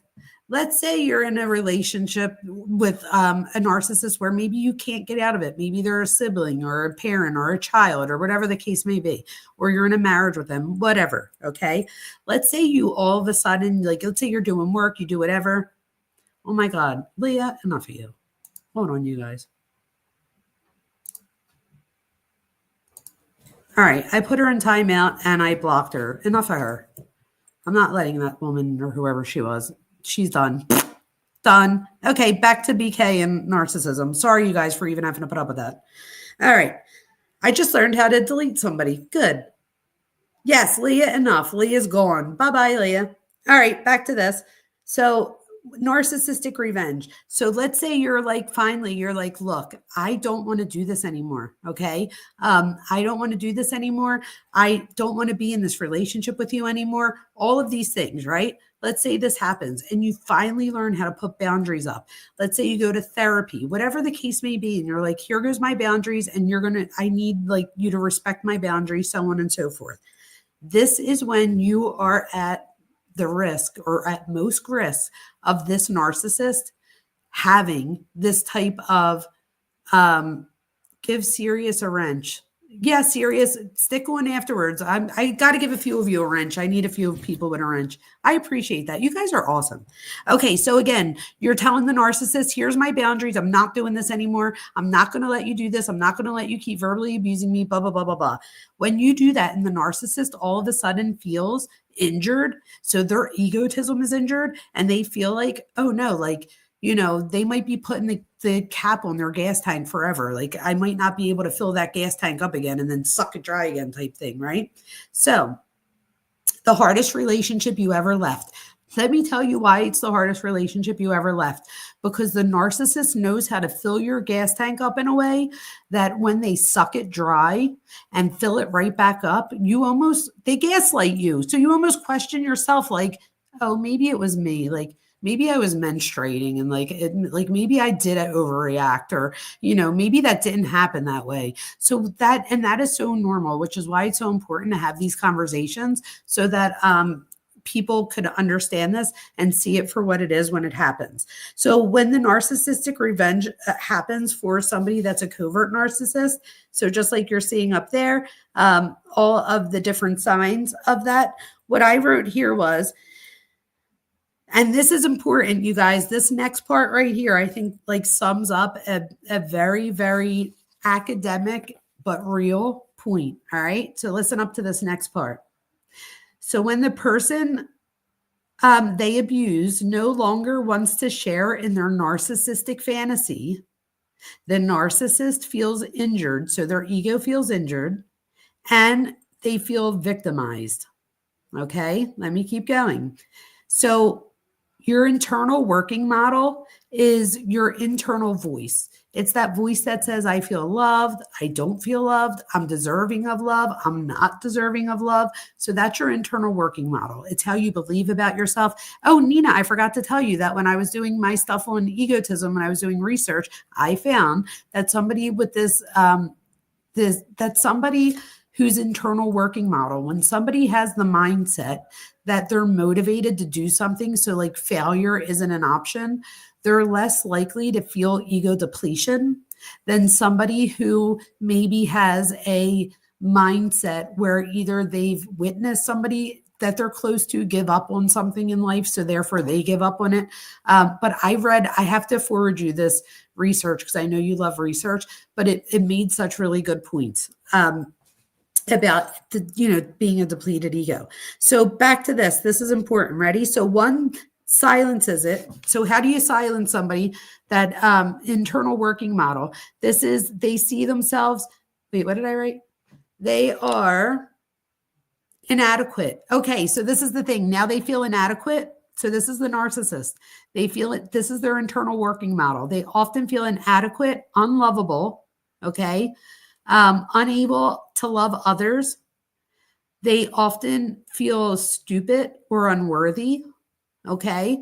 And when you leave their narcissistic fantasy, when you're like, I'm out and I'm not coming back, all of that internal working model bubbles up to the surface. Okay. So it's all bubbles up to the surface. It winds up over, they self-chastise. So they wind up doing this so much so that they feel that the only way for it to go away is for them to silence it. Okay. How do you silence this? You silence this by proving your worth. So what better way to prove your worth, right? Think about Bryan Kohberger. What better way to prove your worth than to show that you could lose 140 pounds, right? Or that you can be a heroin addict and then get better and not even identify as a heroin addict anymore. Start school and finish school and be in a doctorate program, right? Like, what better way to be like, look at me, I've gotten through this, right? Oh yes, Maya, 17 years, Maya, Nina has. God bless her, 17 years. But Nina, don't you agree, right? So what better way to prove that I'm worthy than to do all of those things that he was able to do? Again, that just shows everybody else like, fuck you, look at me, I'm worthy. I think I was talking to Truth about this the one night. Okay, so they silence it by proving their worth. They show you that you are wrong. So you're wrong about them. They are godlike. Okay. I'm going to push those who victimize me away, but it starts with the humiliation. All right. So that, if you think about it, humiliation is a conflict with a narcissist inflated sense of self. So think about it, you guys. What's the opposite of feeling grandiose? Feeling victimized. Okay. So there you go. That's how I'm now tying together covert and overt narcissism. Okay. So the one, when we have an overt narcissist, we feel grandiose. When we have the covert narcissist, we feel victimized. And if you could see them as two sides of a coin, of the same coin, all right, that would be a good way to think about this. So both can be narcissists. They just look different in the way that they in the way that others perceive them and in the way that they portray themselves to others. So just know that just because somebody is covert about it doesn't mean that they're not narcissistic. All right. And if anything, I would say that you have to watch in this situation, because if the narcissist feels like they're a victim, and the only way to counterbalance that is to feel grand again. So every time Bryan Kohberger lost weight or beat his addiction in his head, like he says, like he beat his addiction is what I meant. He beat the visual snow in his head. That's what I was trying to say. He beat like all these things, right? He went to school. He did great. He did so good that one teacher, he was one of two people that she's ever recommended before. So it's like everything he did was like to that extreme. So think of extremism as well. Okay. So the last thing I wrote here about that was that by destroying their perceived threat, they regain control, okay? And it reactivates their grandiose self. I'll say that again. By destroying their perceived threat.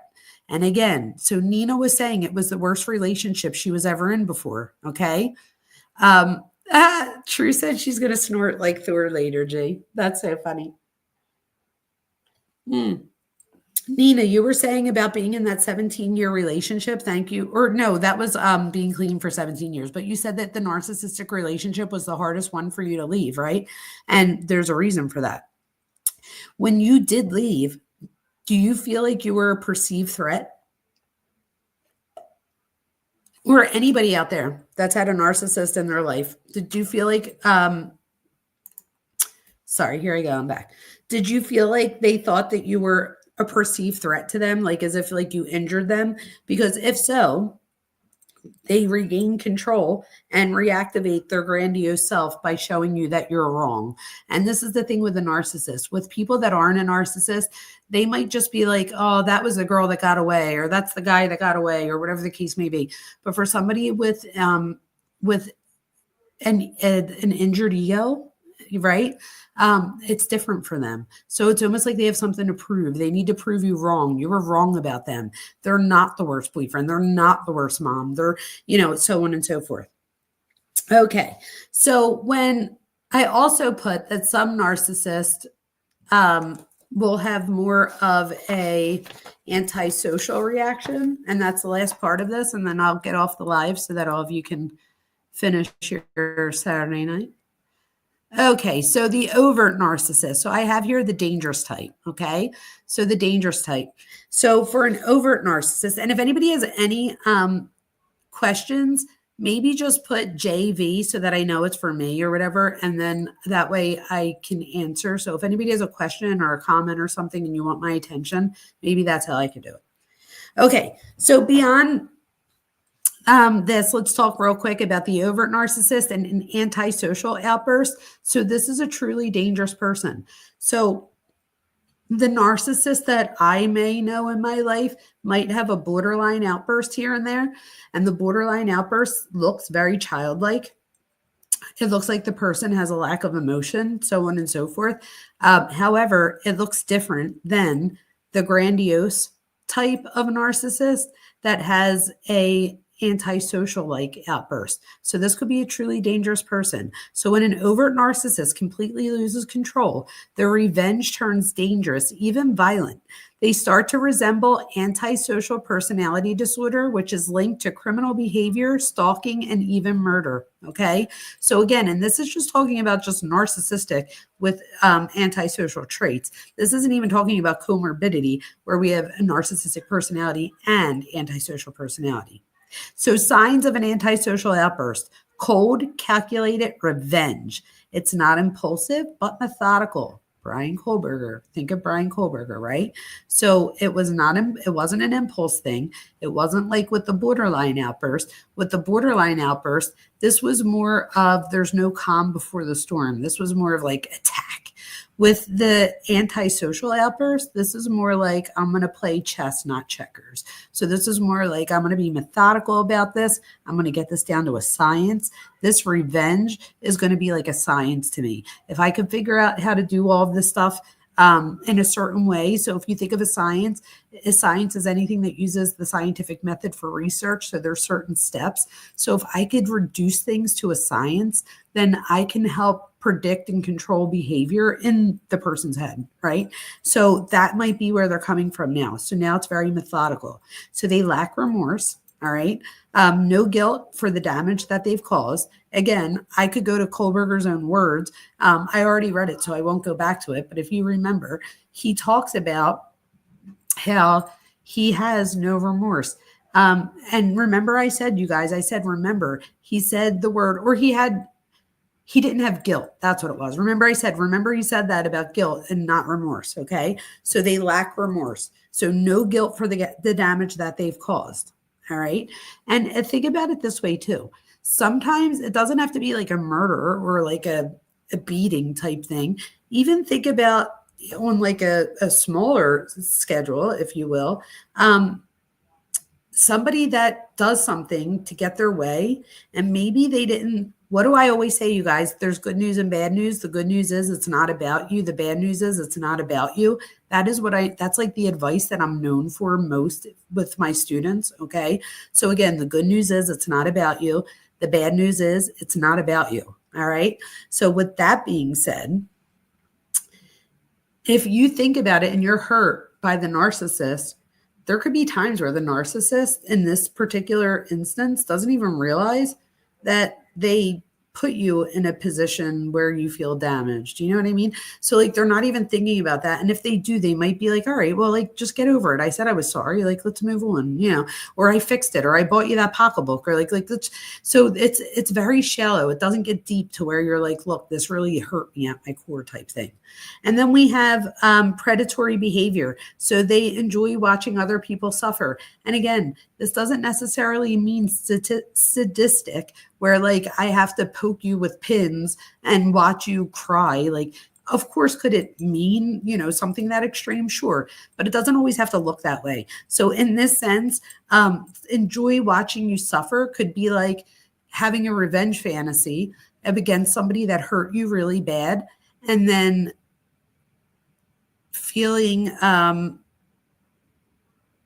somebody that has a revenge fantasy that's a narcissist and that has antisocial tendencies, they might feel like you deserve it type thing. So it's almost like they enjoy watching you suffer. There's no other way to put it. That's just the best way to say it. So it's satisfaction. That's the word. It's almost like satisfaction, watching, almost like you deserved it. Because remember, with the narcissist, whether you're an overt or a covert narcissist, the narcissist, it's never their fault. Okay. And people that are closest to the narcissist, especially if you're a child of a narcissist, if you're the same gender child of a narcissist, this could be really tricky for you, because you'll never get an I'm sorry from that parent, right? And whenever you do something wrong, the parent gets upset, but it seems confusing to the child because the child doesn't understand what's happening. They don't get that the narcissistic parent sees you as a mirror of them. My daughter Gianna's on here right now. I have another daughter, Ava. They are both amazing children. They are two totally different human beings. They have two totally different thought thought processes, blah, blah, blah, but they're both just as amazing. Okay. Um, oh, your daughters would most definitely agree. See, there you go.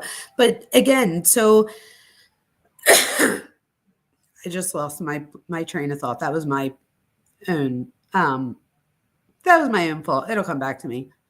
Oh, I know what I was going to say. So with the person, the narcissistic person, they with my daughters, if they do something wrong, it's not a reflection of me. So if Gianna goes and punches somebody in the face, I don't see that as like, oh my God, Gianna, I'm going to be so embarrassed in front of the neighbors tomorrow. Like, why would you do that? Da da da. I wouldn't see me. A narcissist sees them in you. So in that same situation, if you're a narcissist and your child does that, you're worried about what the neighbors are thinking. You're worried about what does that make you look like? So it's not like what did they do? It's like what did you do almost, because you're looking at the mirror at a reflection of you. Whereas I don't do that. My kids are my kids. I raise them with the same values and the same dreams and hopes and aspirations. And I tried to give them the best education and the best parenting and advice and love and all the things that you could do, right? But if they fuck up, it's on them. It ain't a reflection of me. Do you know what I mean? I mean, now, I guess there are different situations, but I'm just talking about in general. So if they walked out and punched somebody in the face, I wouldn't automatically see that as a reflection of me. I wouldn't automatically think that everybody's going to think that I punched somebody in the face or that, why did you do that? What were you thinking? It's going to make me look bad. There's sometimes where the kids even like, I don't care. This isn't about you. This was about me. This is what I wanted to do. I told her to have a seat. And, mom or somebody's like, yeah, but now, blah, blah, blah, blah. So again, it's about them, not about you. They're never at fault. Somebody else is or something else is. So if it's not you, one of the ways that they sometimes will make up with you, or one of the ways you'll get them to come to a resolution with you, is by agreeing to something outside that was wrong, as opposed to saying that you were the one that was wrong and you having to say you're sorry. If you find yourself in a situation where you're always the one saying you're sorry, and deep down inside that you probably shouldn't be the one always apologizing, that's a huge red flag. Somebody should be able to admit that they're wrong and apologize. Even as a mom, my daughter's on here right now, and we've talked about this before. And Gianna makes a good point. She says, Mom, only when you don't think so. But if I know that I'm wrong, I say I'm sorry. I go to my daughter's rooms and I say, Gianna, that was fucked up. I'm sorry. And usually I feel so guilty and bad about it. I'll start crying. And eventually John will be like, all right, Mom, enough. I'll be like, I'm so sorry. I shouldn't have done that. That was so not and it'll be over something stupid. I raised my voice and was like, all right, enough. And then, and then I'm going back and I'm so sorry. I shouldn't have yelled at you. Things like that. Whereas my raising was a little bit different. I don't know that I'd hear I'm sorry. I love my mom to pieces. Me and my mom are so very close. We just had different upbringings. My mom had a different upbringing than me. I had a different upbringing than my mom. My daughters have a different upbringing than me. And hopefully their daughters have even a better upbringing than they did. Because I'm sure that as a parent, I haven't done everything right. I try, but I'm human. There you go. So let's just get back to this so we can finish this up. We have erasure. This is a huge one. In extreme cases, they may seek to eliminate the source of their humiliation. Okay. So remember that. Eliminate the source of their humiliation. When I was talking to Dr. Schultz the one week when we were doing the Kohberger stuff, she was talking about how she was in a relationship with a narcissist and that she was surprised that he was able to move on and that he wasn't up her butt as much as she thought he would. And I was like, no, he wasn't, because he was still part of the friend group. So as long as he was part of the friend group, he was able to keep tabs on her. He knew who she was dating. He knew where she was. He knew what she was thinking, what she was doing. So in that sense, he still had that control. And you could see she had that aha moment, oh my God, you're so right. Because it wasn't until she had to remove herself from the friend group to get away from this person. And she said that even 10, 15 years later, her and her husband ran into this person who they both used to hang out with. And he was making comments even 15 years later, move on, buddy. You know what I mean? So his ego was still hurt 15 years later. That made him feel out of control. That's another thing. The narcissist wants to be the one in control. Okay. So At this point, it's not just about revenge, it's about total destruction. So that would be on an extreme end, like maybe Bryan Kohberger, if he's guilty, or even Ted Bundy, right? We can look at people that are guilty. Total destruction.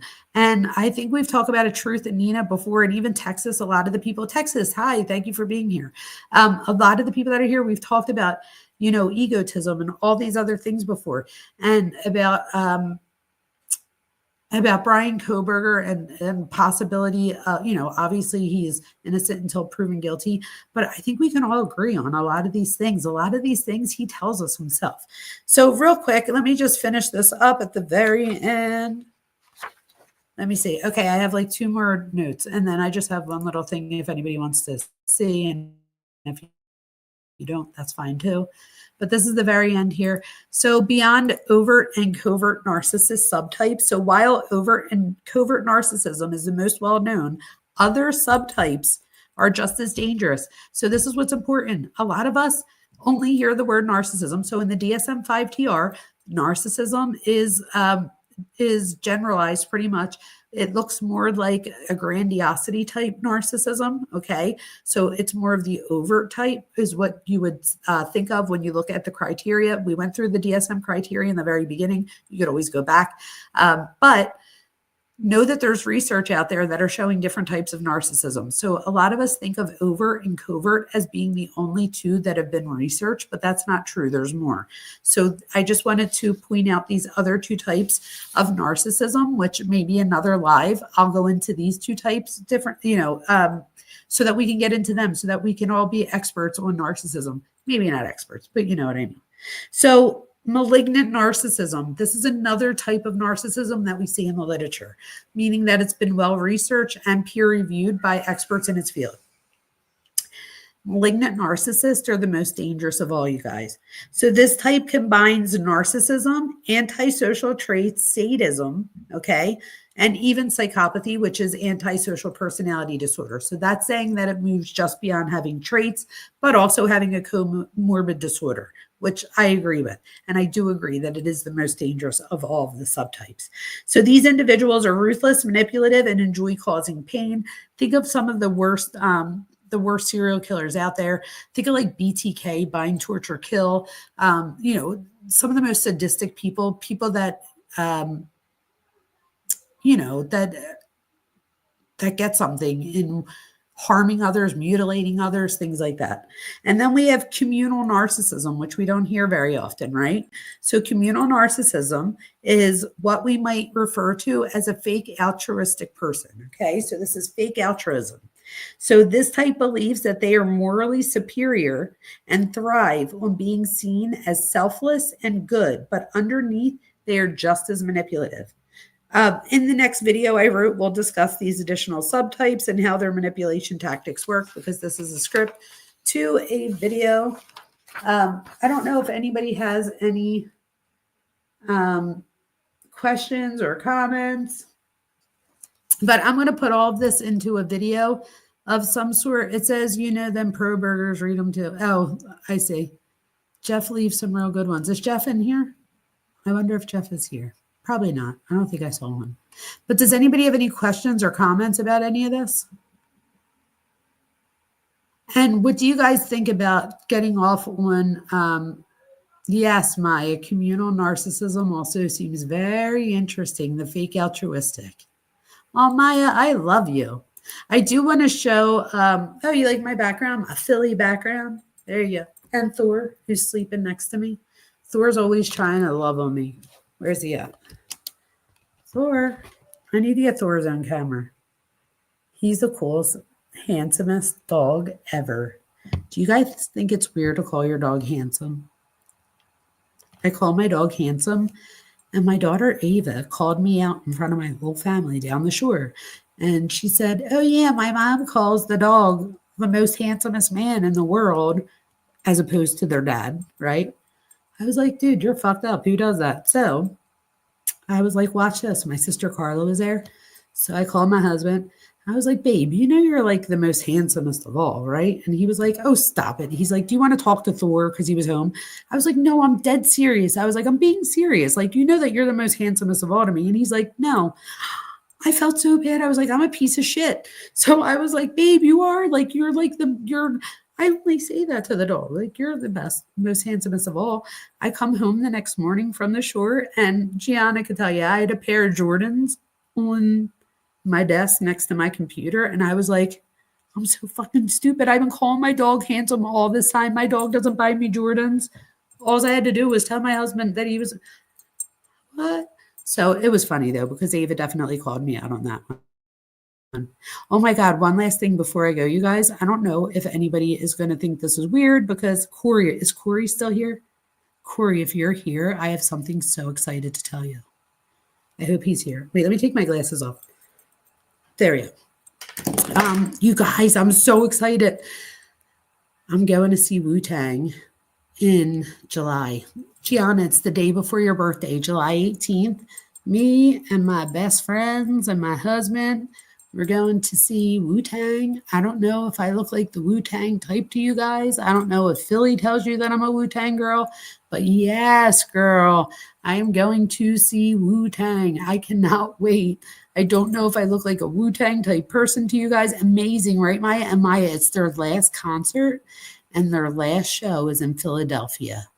So I will be, and I was kind of like, fuck that. I want to get a shirt made that's like, you lied. Wu-Tang's supposed to be forever, bitch. Truth just wrote Wu-Tang's forever. That's so funny. I almost want to get a t-shirt that's like, I thought Wu-Tang was forever. But I get to see their very last show in Philadelphia, and that will be amazing. We're going to pre-game, post-game, game while we're there. We're going to do all of the things, and it's going to be a lot of fun. So you're going to see some 46-year-olds get wild. I'll make sure that Gianna's around. Ava's the one that drives, but Gianna's almost 22, so she could bail us out of jail if she has to. So, So Gianna, just make sure you're around, you and Ava, just in case. Hopefully we won't get in that much trouble. We are going to have so much fun. I can't fucking wait. But I wanted to say thank you, everybody, for being here. Again, if you haven't liked or subscribed, please do. My main point to come out here is I'm not monetized. Like, my point to come out here is to spread awareness. I genuinely love psychology. I have a lot. Maya can tell you, and I don't know why I just said that. That was pretty fucked up, Maya. Let me roll that back.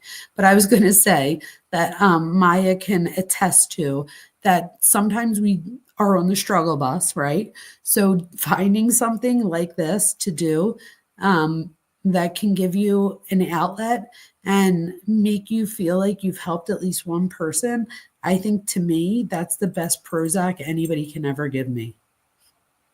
You know what I mean? So hopefully all of you feel the same. I thank you so much for being here. If anybody has any other questions or comments, please email me. You guys know my email. It's on my page. It's just jamievona@gmail.com. It's Jaime, not Jamie. My mom had to spell it the wrong way, so I could never get a toothbrush when we were on vacation. Everybody else, well, no, my sister Carla didn't usually get a toothbrush either. But Gina and Joey, they always got a toothbrush. So that was okay. I used to tell my mom I was going to call Oprah on her.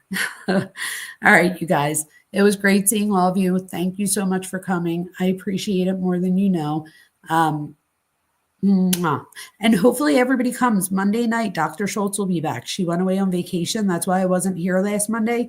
As soon as we hung up the live, she texted me or called me. I forget. But she was like, James, I totally forgot I'm going to be on vacation next week. So that's why I had to reschedule it for this Monday coming up.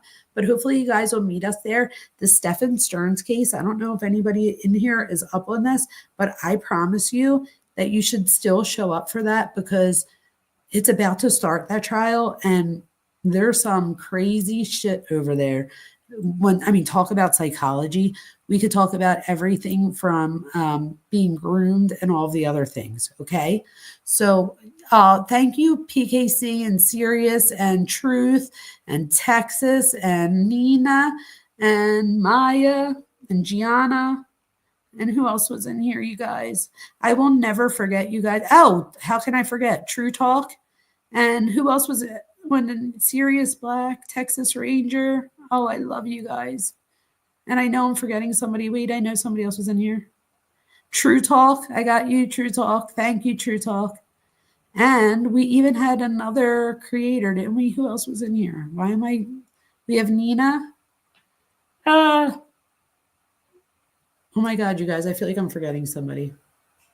Okay, well, if I'm forgetting somebody, I apologize. This is going to bother me because I feel like they're a creator and that's so disrespectful. And I want to tell everybody. So, everybody go to Nina's channel too, please. And if anybody has a channel and you want to write it in the comments real quick, please feel free to do so. I'm not threatened by that. Jack, thank you so much for coming.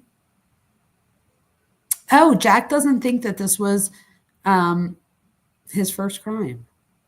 Oh, Bubbly Waters. That's who was in here, right? Thank you, Bubbly Waters, for coming. I almost forgot that not forgot. Oh, PKC. Oh my gosh. Thank God I'm scrolling through you guys. You are all like my favoriteest people here.